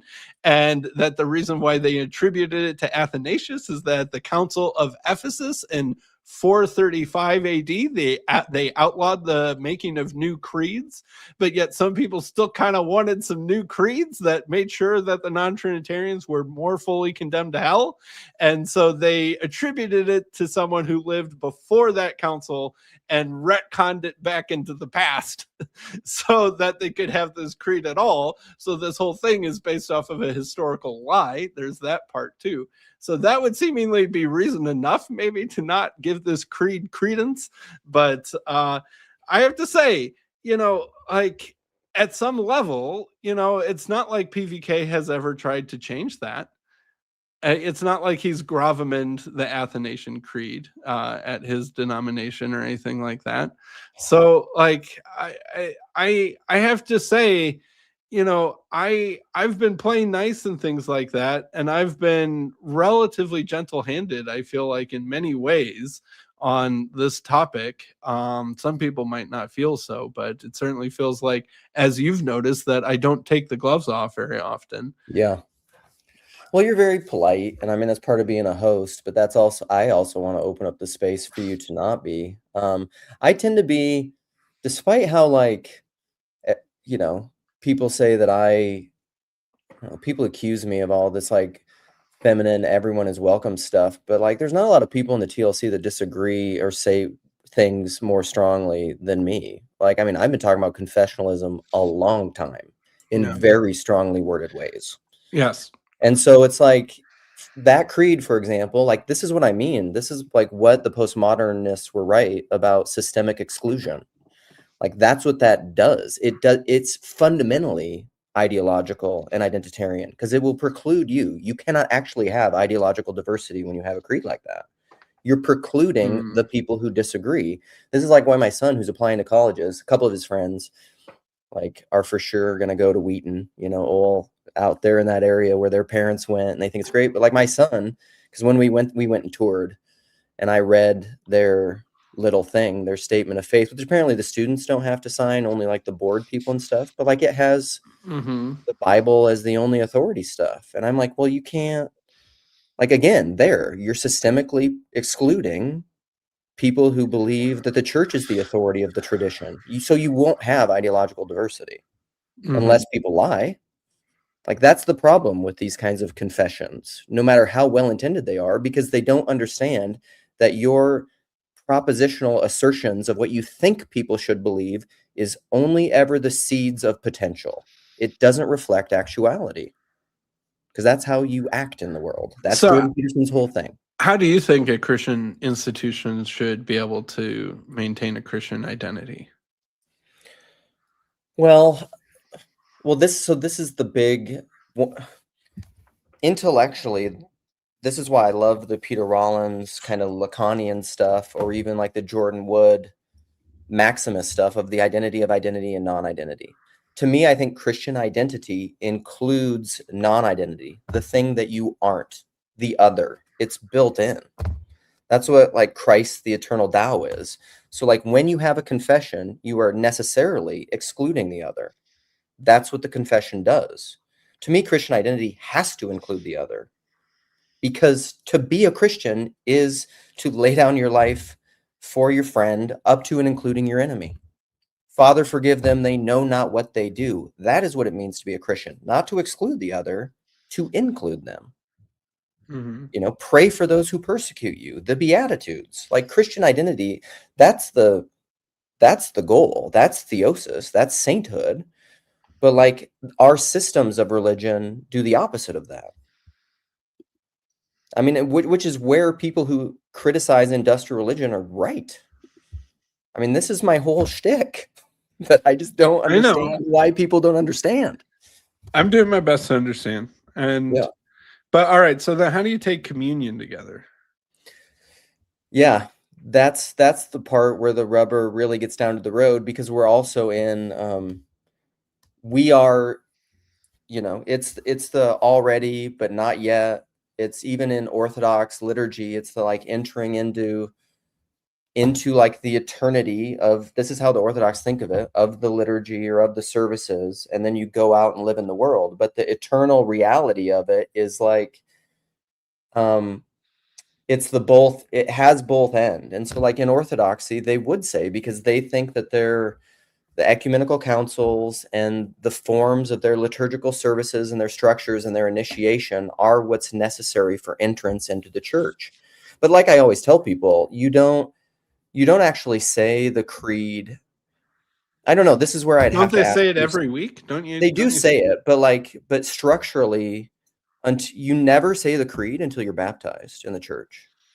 Like historically, you are baptized, and then you say the creed and you take communion. So actually, like you would be the part of the service where you say the creed, the catechumens are kicked out historically before you ever say the creed. Yeah, so you're saying that your church would kick me out of the service before it gave me communion? Well, you would be baptized into the mysteries and then say the creed, which I'm not saying the darn creed, Luke. I know, but like I'm not saying the darn creed. This is the piece for me. I agree. I mean, I understand where you're coming from. We're a post-Luther thing. I think you can say the creed aspirationally. Even before Luther, there were people who weren't saying the creed. There were people who were upset at the creed, 1,000 years before Luther was ever alive. Yeah. I mean, this is what your whole channel is about. Like, it wasn't cemented and agreed upon. So what I think that we've been in this long period of isolated individual equating thought with being mode of of being in the world. That's the people saying like, here I stand, I can do no other, when it has nothing to do with their actual life. Like that's the mode we've been in for a long time. I don't know, some sort of disintegrated hypocrisy. And I think where we need to move toward is where we recognize that these professions that we make are aspirational and they are hedges around a mystery that we don't pretend to completely understand in a mode of propositional tyranny. Like when I say the creed, I don't fool myself for a second. I really know what that means. I mean, I don't know. I aspire to know. I don't think anybody else in there knows either. Well, I don't think it was ever designed to be fully. I think it was an obfuscatory compromise from Well, the that's what get-go. you've said many times. Like Yeah. it evolved to exclude people. Eventually, yeah. Which I don't know. Although at Like, the first stage, at the actual Council of Nicaea, because you don't say the Council of Nicaea's creed, yeah, at that stage it was more of a vague compromise, right. right?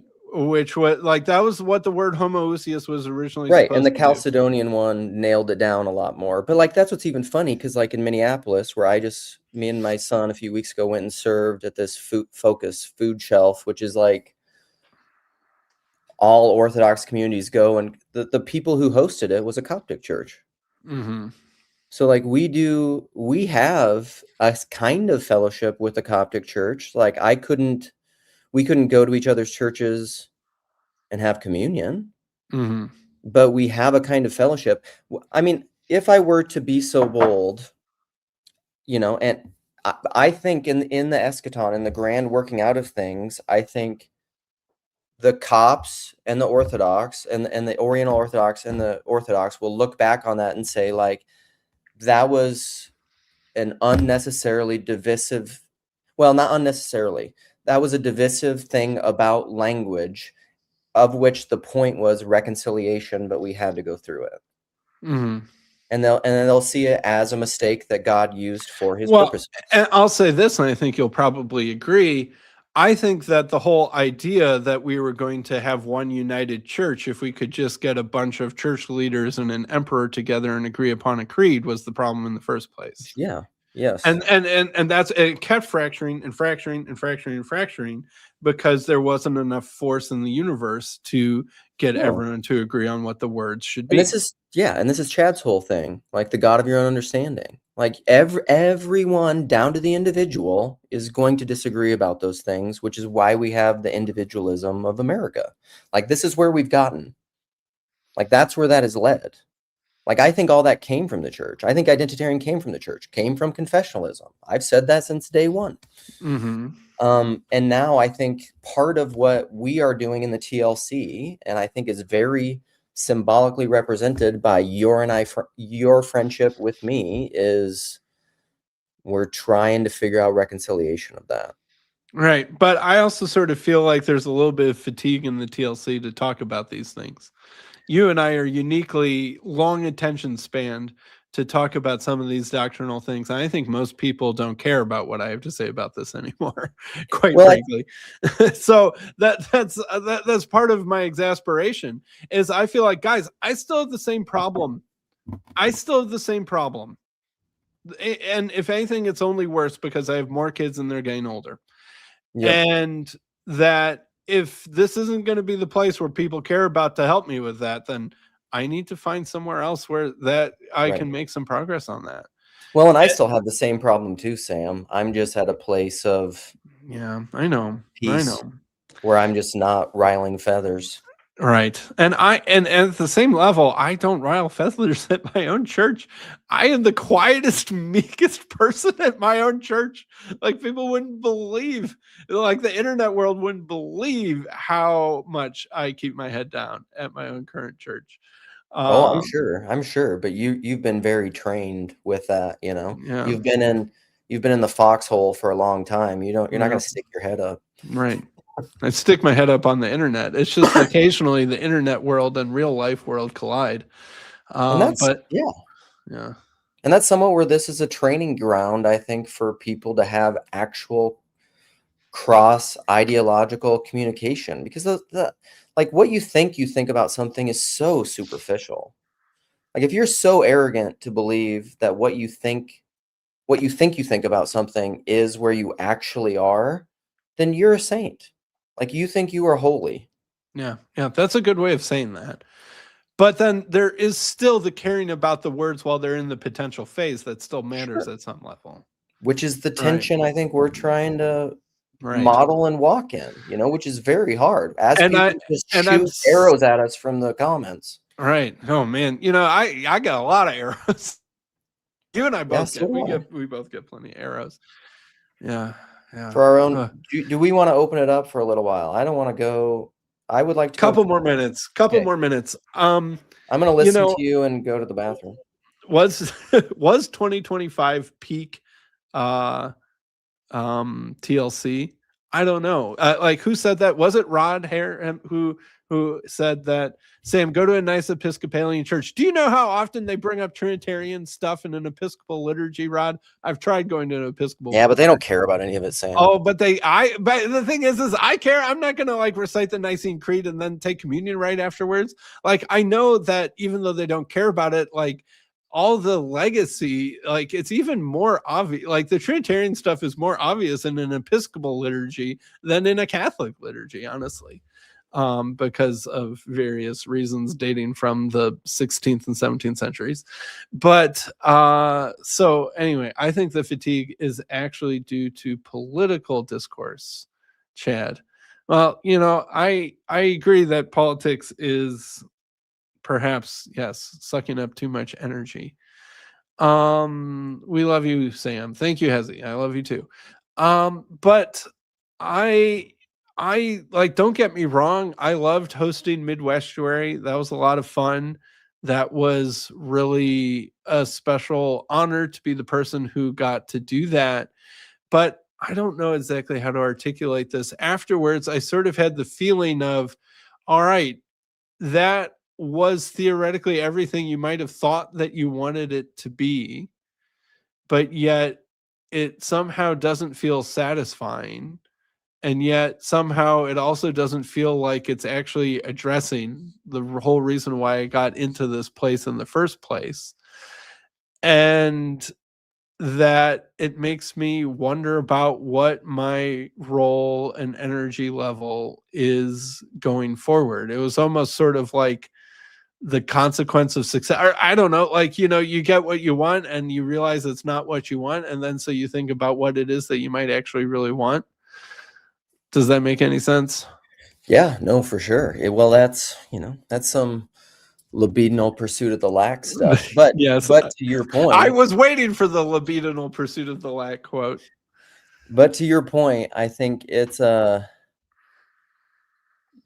part of the whole reason, like with Rod's thing and different stuff, is the TLC, like anything, if it's real and if it's a body, is going to have to learn how to morph and evolve and transform and grow and shed its skin.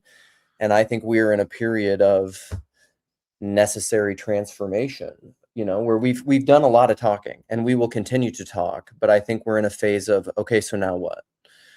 And I don't think the TLC is ever going to become because I've strongly been on this side of it, is I don't think it's ever going to become, I don't know what PVK's dreams are, but like a monolithic whole body thing. The flotilla is part of the strength. And so like if individual people want to go and do their things and build their conferences and whatever, that's great. But somehow Sam, the only reason I'm doing this outside of friendship's part of it, but like if the TLC went away, I'd stop live streaming and I just keep up the friendships that are like the most valuable to me. But Agreed.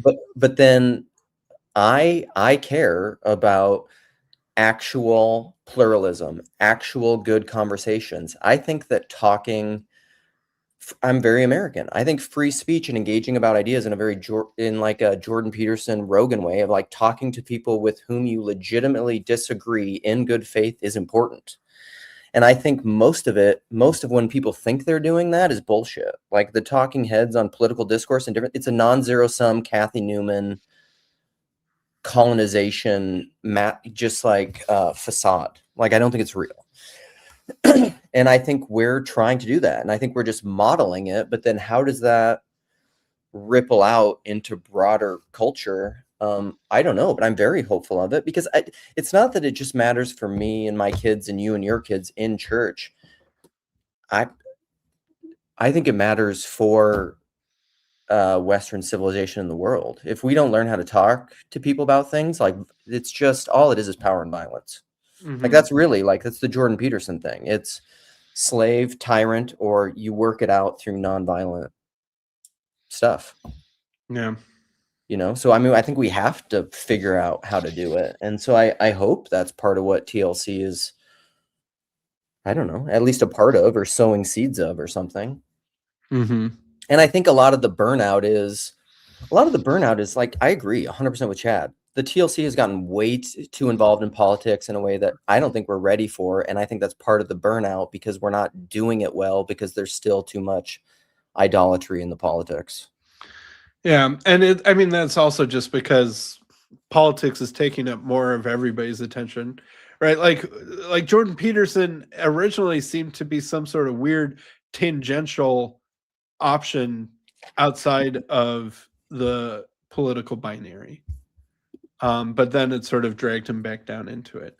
And now he's, absent.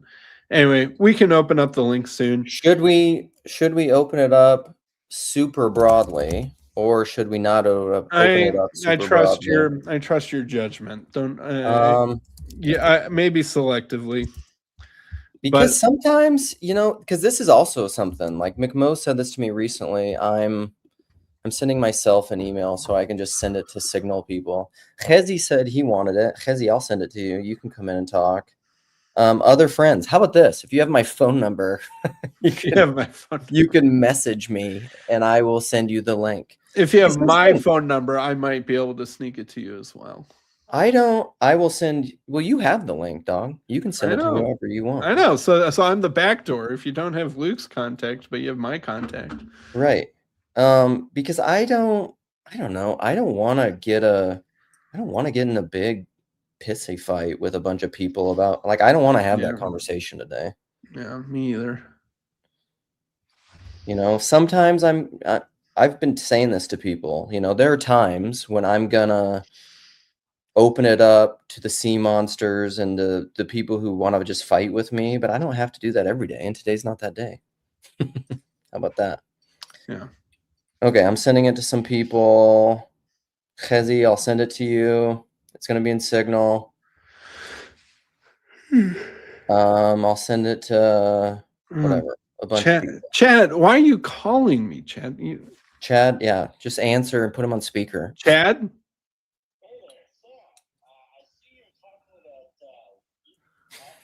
I am talking to Luke Thompson. Yes. This is very TLC. Ridiculous. I want to say that notion of feeling kind of like, is this it? I think that was, especially like a couple weeks after, and I felt like where like more devastating stuff happened actually in the world was kind of like disheartening in a lot of ways. But in some ways, I think it's because like I was trying to say in the comments there, like whatever the work is, whatever that weird phrase is, whatever it is that we're doing, it's never going to feel satisfying because I think we actually do care about like helping people get connected and worship in the way that, whatever. I'm not really convicted about whatever it is you want to call God or however you want to perceive that. It's not really my thing. But I guess you get more, like I start to feel sad when it's like, man, like there's people falling through the cracks in general. And so, yeah, that's all I want to say. I just wanted to ramble and really show off that I have your phone number. You do have my phone number, Chad. All right. Thanks. All right. Okay, I sent it to some friends. They can come in if they want to come in. I came because of the personal touch, Luke. Oh, nice. Okay. Hey guys. Hey, Hezzy, What's what's up, up? Hezzy? What do you got to say? Now Chad's calling me. This is ridiculous. Chad What do I doesn't. Chad doesn't get the mic. I get. Chad just needs to call me But next. first, I want to say first of all how important it is. I think that Sam is here, and I think you're doing a tremendous amount of work. I think you're doing God's work, honestly, and that's true to all of you right now. Whether it's Jess discussing Job or Luke talking about personalism or confessionalism, but a few things I wanted to say. One is that it's a question really like you're asking Sam, which is like, what is it that what does progress look like to you? What is it that you want to see? Is it PVK invites me to my church and I'm getting like the stamp of approval? Is it like what how would you articulate success? That's something to think about. But I would argue that there could be plenty of people that are in the lurk, right? That are over the last 7 years learning how to have an internal dialogue with themselves, how to talk to other people, and we don't know how to cash those checks. But there could be a lonely Unitarian right now that has a completely new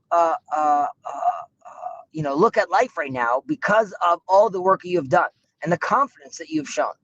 So and to show and to model to people what it looks like to honestly get along, because the work of the TLC, the way I see it, is, we're in the age of discernment right now, and there are boundaries are changing, and communities are changing.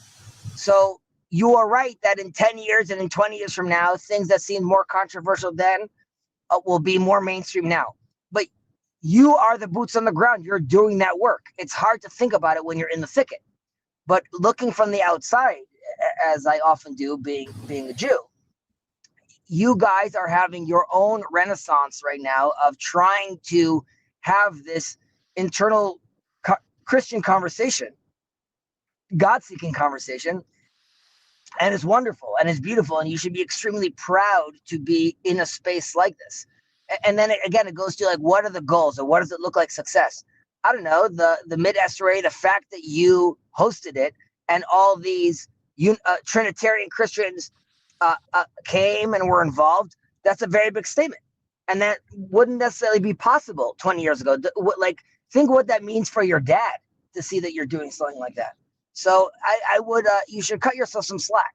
It's already a success. B, you are correct that you could try to articulate for yourself what is the next phase, right? I've done this for 7 years now. Where do I go from this?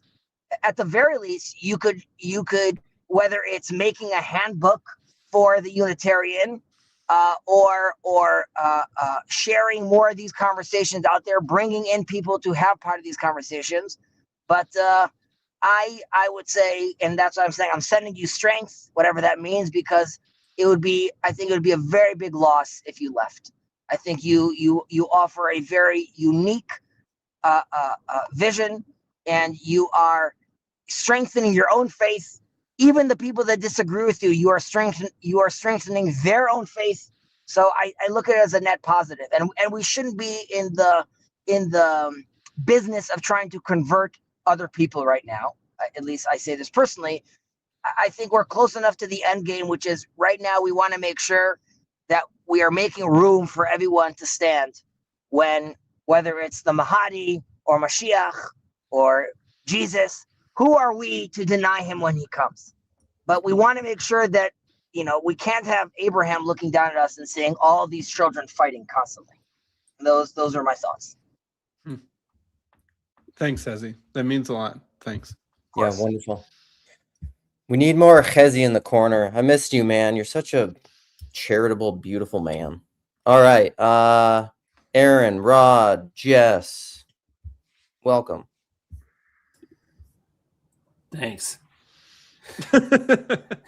Yeah, nobody talked. I was giving people a second because I don't want to. I don't know. I'm caffeinated with no food.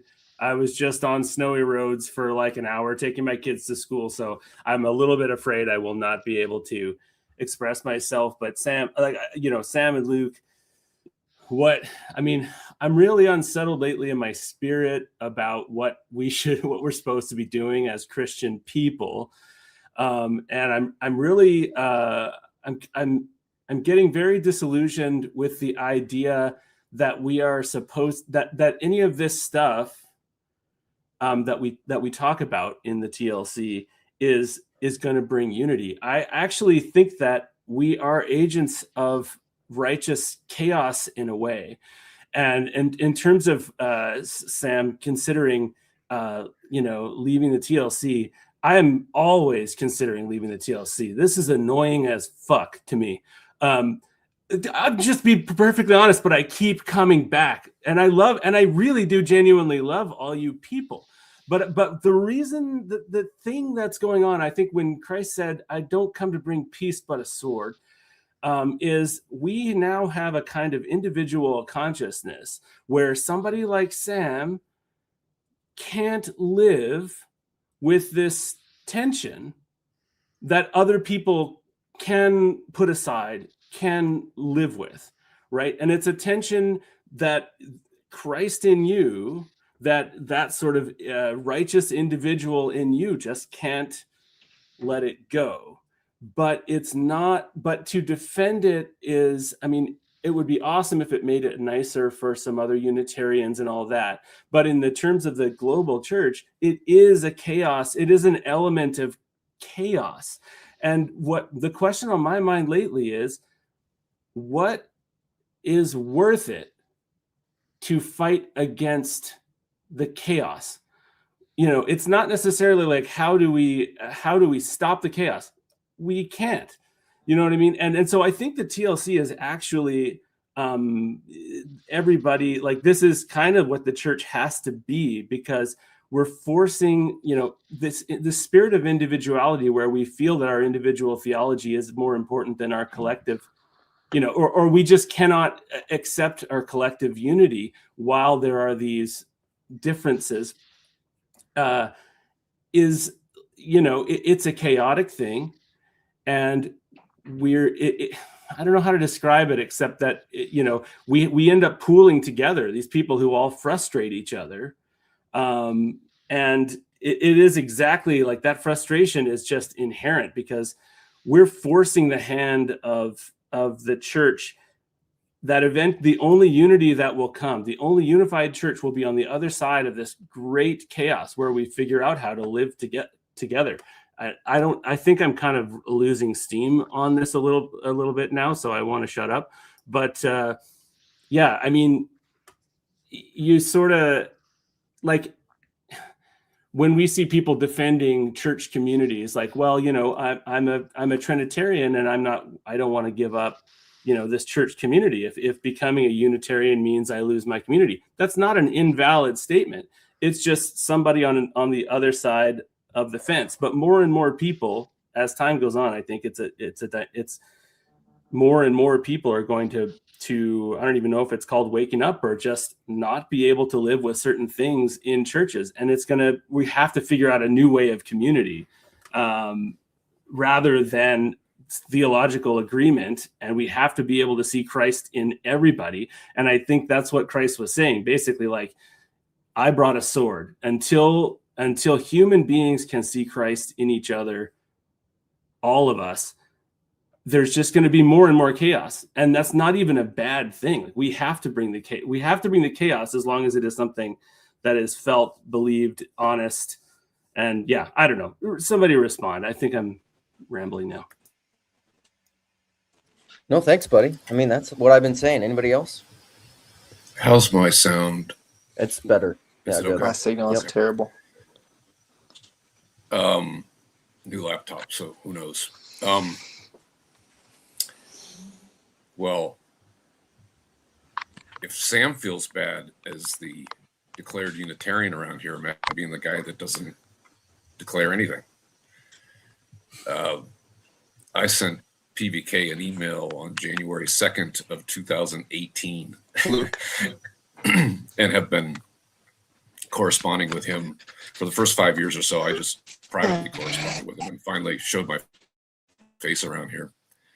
And it's funny because literally on the 8th anniversary of my reaching out to PVK, I had a little talk with myself just the other day and said, you know, maybe it's time for just some polite farewells, because I'm not sure that if I lean any harder into the way the world looks to me, I'm just going to have a whole bunch of uncomfortable conversations with people I actually like. And I'm not sure that that serves anybody, right? So in a sense, when you were saying what you were a minute ago, Sam, I was kind of like, yeah, I was right there with you for a different reason, right? So in a sense, it seems obvious to me, and I think maybe, Luke, this is the point you've been trying to make all along. If you have any kind of group, community, whatever, that begins as a condition of participating in that community, a kind of self-labeling, a creed, say these words, statement of faith, any of those things, right? Before you're allowed to participate here, here's the words you have to say. Particularly if you were born into that, if you're multiple generations into that, well, now not only are you going to lose everything, you're going to lose your whole social life, you're going to lose whatever grounding you had in the world. If you don't say these words, well, you're sure as hell going to say those words, right? So if someone comes along to me and says, he holds a gun to my head and says, by the way, say these words, and I'll say, okay, so tell me them again. I want to make sure I get it just right? Because you've got a gun to my head. I might deprive I'll say, them pull the trigger. Pull the trigger, you jerk. Maybe you would. Many people in history did. Rest in peace, Michael Servetus, right? The idea that you would make a condition of participating in anything to say words, all you're doing is you're saying, I'm going to say these words so that I don't pay the consequences that you are about to impose on me, which means you haven't said anything, right? You don't actually know what a person believes. You just know what they say they believe. And of course, that's been something that's, bothered me all along about the whole subject of creeds, any kind of mandated speech, right? And it seems anathema to what I understand to be the teachings of this man, Jesus Christ, right? So, and again, Luke, I know you've been saying that all along. That's what, for you, confessionalism is all about. Now, I take it a step further, which is that I take the whole subject very seriously, and I never argue with a man's religion on his deathbed, right? I would never do that. Whatever it is that gets you vertical every morning is good enough for me. And so I tend to be extremely respectful around whatever the values are that hold somebody together and allow them to participate in a pro-social, constructive way in the world, right? So, remember, I came through this through the Jordan Peterson pipeline, like most people. And then just because, this sort of, interesting, sort of quirky pastor in Sacramento, California starts talking about this guy, Jordan Peterson. And then I find out his mom and my dad went to born in the same small town in Massachusetts in the same year. And I'm like, well, that's just too random. So I just reached out. That was my reason, right? Strictly personal. And then just watching this group form around him and everything that's come out of that. And what I noticed is all those people back then, they were saying something like, I just don't have anybody in my normal life where I can have these kinds of conversations, right? And that seemed to be what was driving it, is talking about the deeper questions, the meaning of life and so forth. And it seems to me that's the exact opposite of a creedal confessional approach to meaning. Anyway, I've said enough to get started. Thanks, Rod. I appreciate that. Yeah, great stuff. Jess, are you ready? Or Alan? Alan came in. Alan sent me a message and said, I don't know what I'm going to say. Alan sent me a message and said, where's my link? Where's my link? I'm so sad. Well, my extreme anger took over, actually. I was originally sad, and then my extreme... You're lucky that I only had a few shots of Patron before this, or else I'd be really angry if I'd really been in my cups. I guess the only thing to add to this is, I agree with many of the sentiments we're talking about. I just think that, the structure that we're talking about that's able to contain all these different things we're talking about is not one church, or it's not one. You could call it the church of it's the church of all believers, or it's the church of all people or something, but it's not like, you know, the reason we have different rooms and different like spaces is so we can have this of like, I'm not sure, like for Sam, like just to like be specific about this conversation, like Sam, would you, if you were at a Unitarian church, would you want someone teaching Sunday school and teaching the Trinity at that Sunday school? Like what, or would you want a church where it's like, where you'd be like, no, you have to go to one of the Trinitarians churches now, So it's like, and I'm just being like, what is your idea of like the hardest age to teach the Trinity to is about age 5 to 9. They don't tend to like it very much. So knock yourself out. But like right about when they've lost faith in Santa Claus. Right. Yeah. At the why question phase, they can't handle it. Doesn't work very well. Listen, it's a spiral. You come back around to things. Sorry, Alan. Carry on. No, how dare you? How dare you, Rod? And I will remember this. No, but it's just like, yeah, it's like, okay. Like, I'm not thinking like, oh, if we were all Unitarians and it was a sect of, Trinitarians, like, I don't think you'd like hunt them down and be like, we must crush them. And, like, I don't think that you're that uncharitable, but it's like, there is a question of like, you probably, like, do we have churches where you don't have to have any beliefs that are the same? Like, like, I just think that what we're talking about is more of like a higher level of like a society level question and not, but I'll let Sam answer the question. No, it's a perfectly fair question. My friend Will, who's a pastor of a Unitarian church in Louisville, Kentucky, who is one of my favorite people, he, will allow Trinitarians to join and even take communion. And there's a process for challenging and updating the statement of faith that is relatively open and possible. And I think that that's kind of a cool idea. Is, statements of faith, I'm probably a little bit more pro you need some of that kind of thing than Luke is, although I have my moments where I miss hardcore in that direction as Luke is as well. But like, how you should always remember that that's a human level thing, and at best is a human construction, and that it needs to be flexible and open to the truth that's bigger than what it's containing. You got to be open to the truth outside the truth you currently apprehend. Otherwise, you can't ever repent. And like a creed, if it's iconic, I've always said this, it's fine. Right. And the best creeds are stories. Like, that's why the Apostles' Creed never ruffled anyone's feathers, is it's like basically just the story of Jesus. It's very little propositional and very little metaphysics. It's like, Jesus did this, they did this, they did this, they did this, and they did this. Everybody happy about that? Great. Now we remember the biography of Jesus. Like, no one's ever disagreed with that one, because it's very little in terms of that sort of stuff. And a story can be, I think, more iconic than sort of metaphysical abstract propositions can, like what Luke is talking about. Hopefully that's at least a fair enough answer. Like, imagine the CRC. All right, so how could the CRC get rid of the Athanasian Creed? They could do it at Synod, but you have to remember, everyone who arrives at Synod has just reaffirmed it.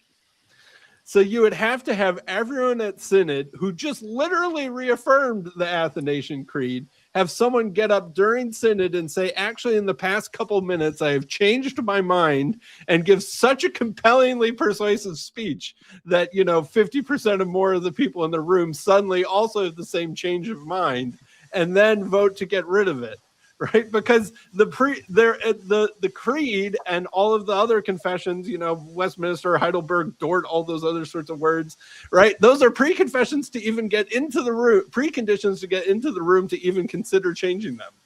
And so it's completely locked in. I don't even know how they would do that. Could I just insert something here? That little joke about Tiedemannism or whatever that came up a minute ago. I forget who it was that said it. Was that Chris? It was Chris. Don't tempt me, Rod. Don't tempt me. I will do it. If you back me into a corner, I will start the Tiedemannism. We now know you could, based on that show you put on in Chicago. uh, Unitarian, Trinitarian. One of the things, I mean, there's so much I've learned for just hanging around this merry band of misfits for the last 8 years. All the labels, all the different doctrinal distinctions. I didn't know any of this stuff, right? But maybe it existed out there in the world before I came around here, but I've really noticed it since, which is this emphasis on labels, this emphasis on distinctions. Like you Christians, man, you've got a lot of words for a lot of things, and like some of you actually know, the entire historical context for each one of these things, right?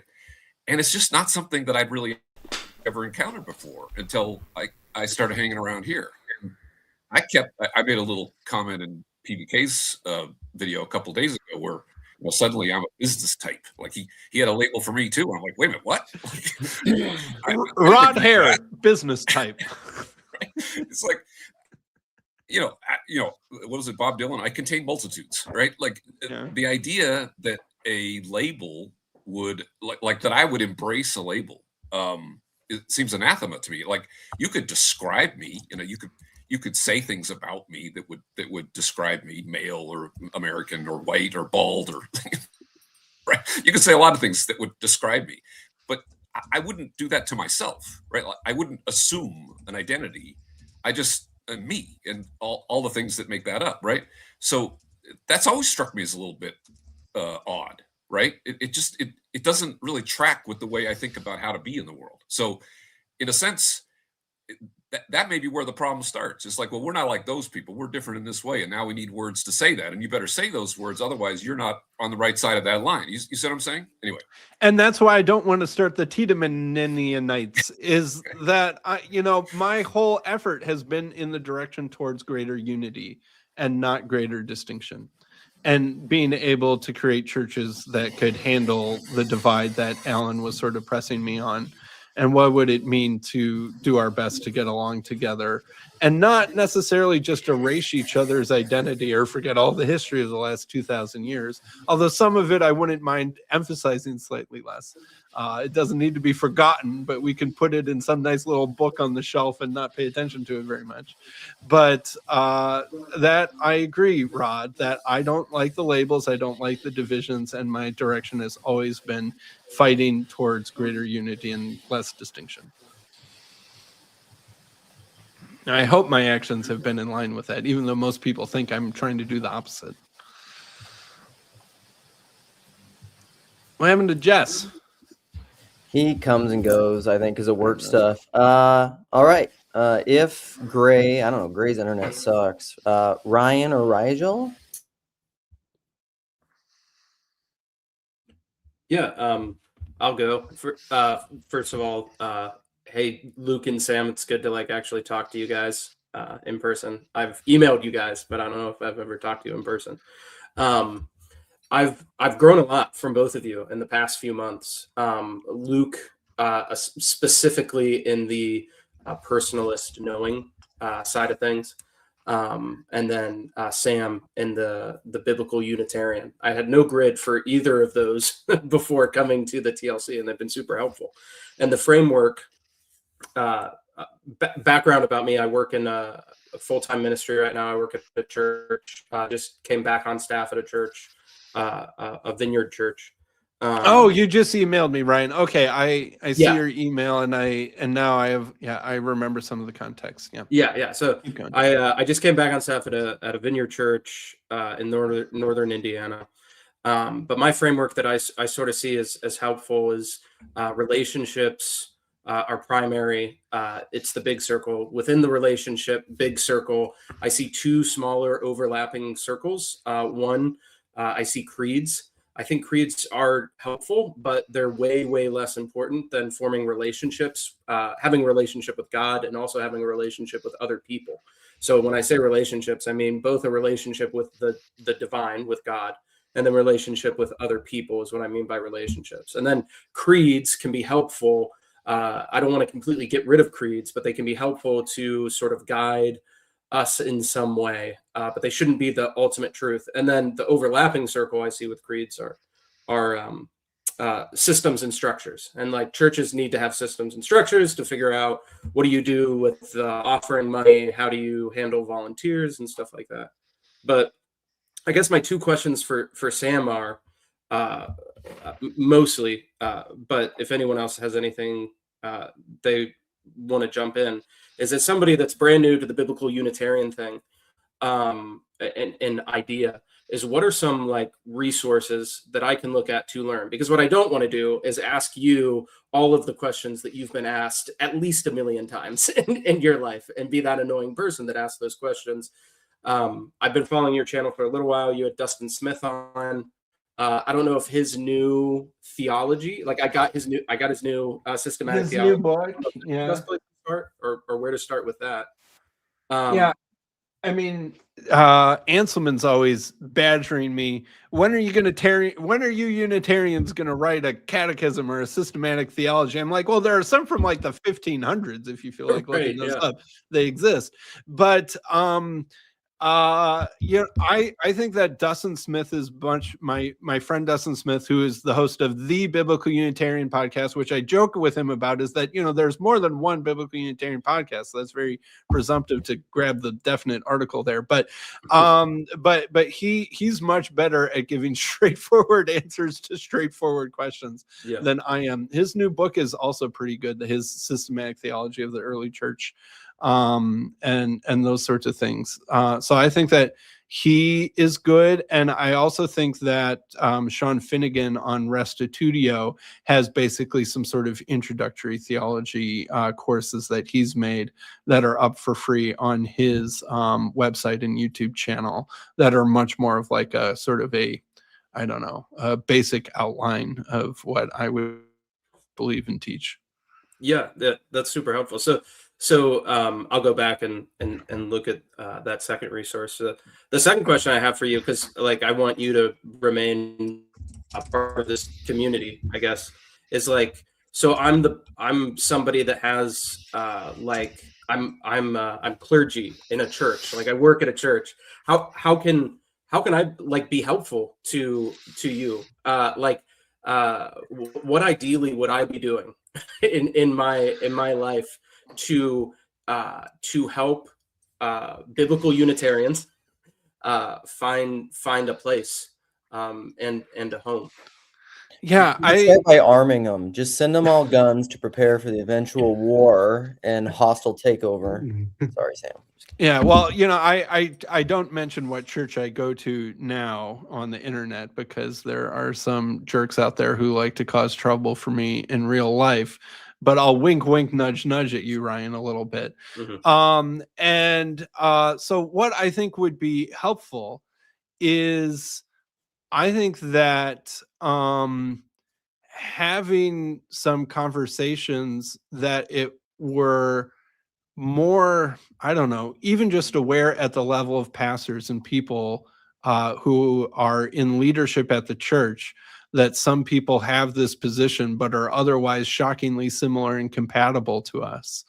And that if they were to even encounter such a person, that would be helpful. Another thing that I think a lot of people don't realize is, like, I'm relatively unique in that I have a name and a label and a clear articulation of what I believe, but there are a lot of people who are fuzzy, that if you were to poke them, sound actually a lot like me, but they don't know what to label their theology, and they probably think this way and might be some gradient of self-aware of how different they are from what's officially taught. Some people are probably very aware that they actually believe something different, but they don't think anyone else is out there in the world like them, but yet they're scared to talk about it with anyone.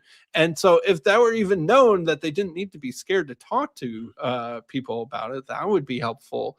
And like I think somewhere between 25 and 50% of people are actually in some version of that blurry category in a Vineyard church in Northwest Indiana, so like, this isn't just like some random few people like me. This is probably a decent chunk of the people who have confusion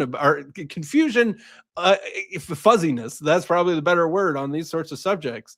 And if it could be talked about in a way that didn't feel like, if I can't ask questions about this because as soon as I do, I'm getting kicked out, that would be helpful. And so some amount of public awareness at the leadership level, and that even some amount of communication at the lay level, I think would be really helpful. Yeah, All right, I need to. Rigel hasn't spoken yet, and I gotta go. I feel like a crazy person. I have to like go do something else. This is like, there's only so much of this I can handle. Although I love you all, it's been a great conversation. So the one thing I would say though to all of that is proper knowledge is only comes through initiation. I mean that's like a very firm tenant, and the medium is the message. And so like pursuing things merely academically, this is why I like to shit on the people that just sit around and talk propositionally, that don't do playful dialogos friendship, play with mediums, be a little silly. Is you just have to acknowledge that that's a particular medium with a particular initiation. It's like we don't live in this modernist facts and logic thing. Like that's not real. That's a spell. That's a magic spell. And Rigel. Can you hear me? Yeah. Well, good to see you all. And Sam, I think you are doing the Lord's work. And Luke, you are my reason. You are my reason. I wanted to pick up on something you said, Sam, just reflecting on Midwestuary as possibly the high point of TLC. I don't know. I definitely felt that kind of come down from that conference, and it made me think about like, why is it I've been part of like 12-step programs and stuff like that where you get really intimate with people, but there's something missing. It's like kind of this, you come right up to taking the communion or consummating the friendship, but it doesn't quite you don't get that full visceral experience. It's a well-known problem in Christian circles that after conferences, especially if it's young unmarried people, that they might tend to be tempted to get up to some unholy stuff because of that feeling. No, like no joke. That is a well-known thing that a responsible youth conference will caution you about. Raise your hand if you hooked up in Midwestuary with someone. But I wanted to also pick up on so that I appreciate your desire for unity, and I share that as well. I'm just kind of like gonna scattershot a few things out here. Yes, I'm 6'6", but 6'20" is great as well. I thought that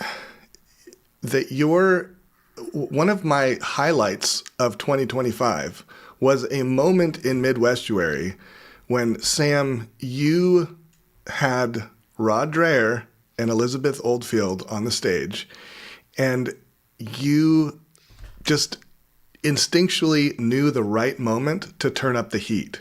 And you kind of stopped everyone and said, like, I'm about to turn up the heat. And I feel like that's your gift. Like your ability to have a very high level facilitated conversation with people and kind of know when to turn up the heat while also supporting. Like you're challenging and supporting at the same time.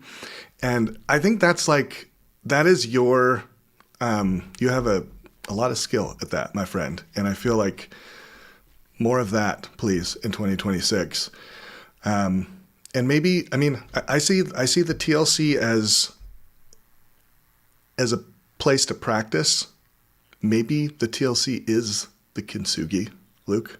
Okay, maybe it is the place, the cracks where we can all actually talk about the things we want to talk about, and then go back to our communions that are separate for now. Maybe we'll get there. Maybe Pope will come through.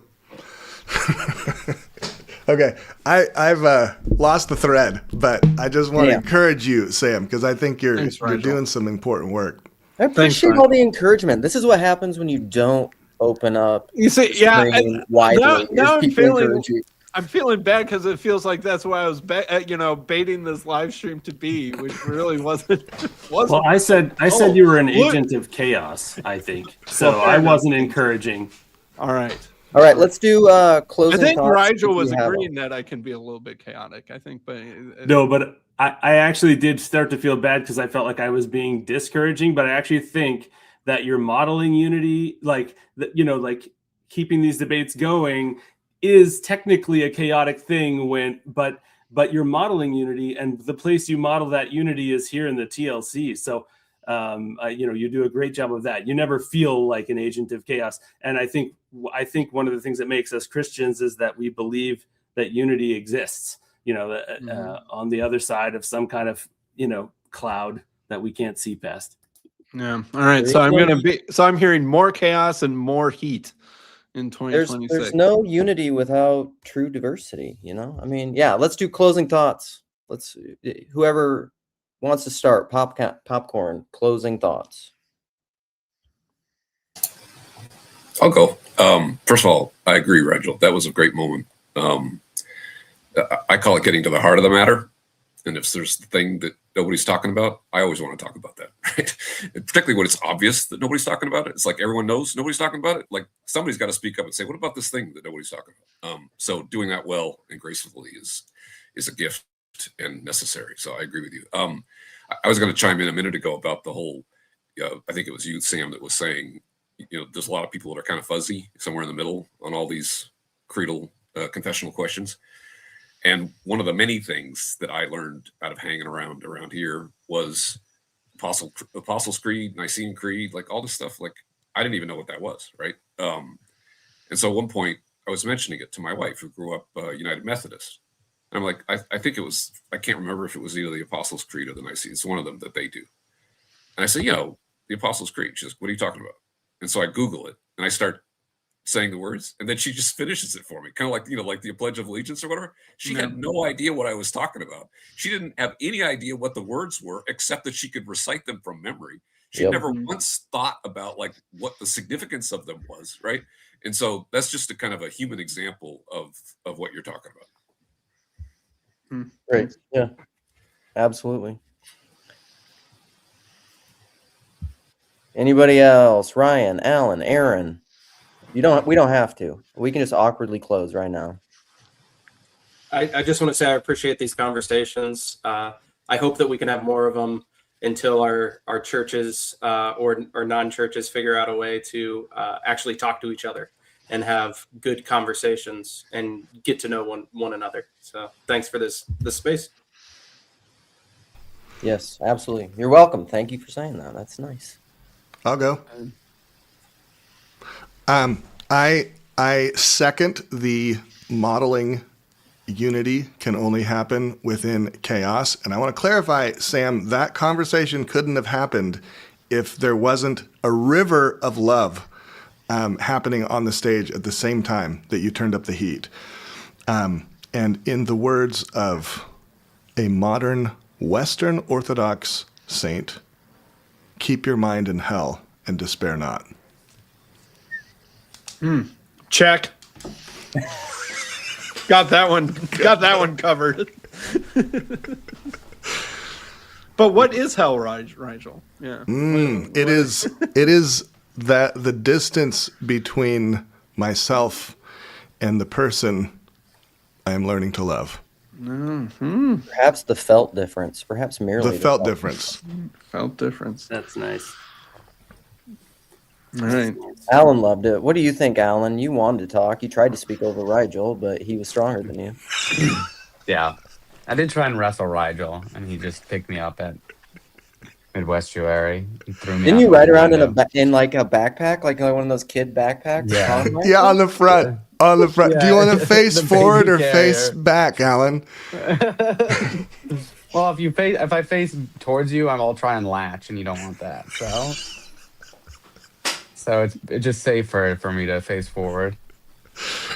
Yeah, I guess the only thing I'd add to this is I think open spaces also require closed spaces, and I think it's almost too much to ask to just be like we're all just gonna like rip all the walls down in kumbaya, and that like yes there's gonna need some more finesse to get to the place like where you have disagreements, why you choose to engage in them, and having dialogues is important, like we say, and having spaces, and often there are no spaces to do that. But also just because people have, spaces where things are closed off and they have creeds where they don't fully understand all of them, that there's a grandma that goes to your church who doesn't fully understand every piece of dogma, does not mean like, well, she should be shamed and like kicked out into the street. You know, it's and I'm not saying anyone's saying that specifically, but I just want to like reiterate that, you know, yes, the dialogue, the like going back and forth is great, but also the, you know, just having unity and not fully understanding the nature of that unity also is necessary. Or unity within the confines of like a structure, I should say. Well, there have to be structures. That's kind of like the what do we teach children question. You know, like you can't teach them everything equally. Like you have to make choices and discern. You know, you can't teach them Unitarianism and Trinitarianism. I mean, I suppose you could. You could try and just be like, make up your own mind, kids. I'd be perfectly happy with that compromise. That's an easy playing field to win. Yeah.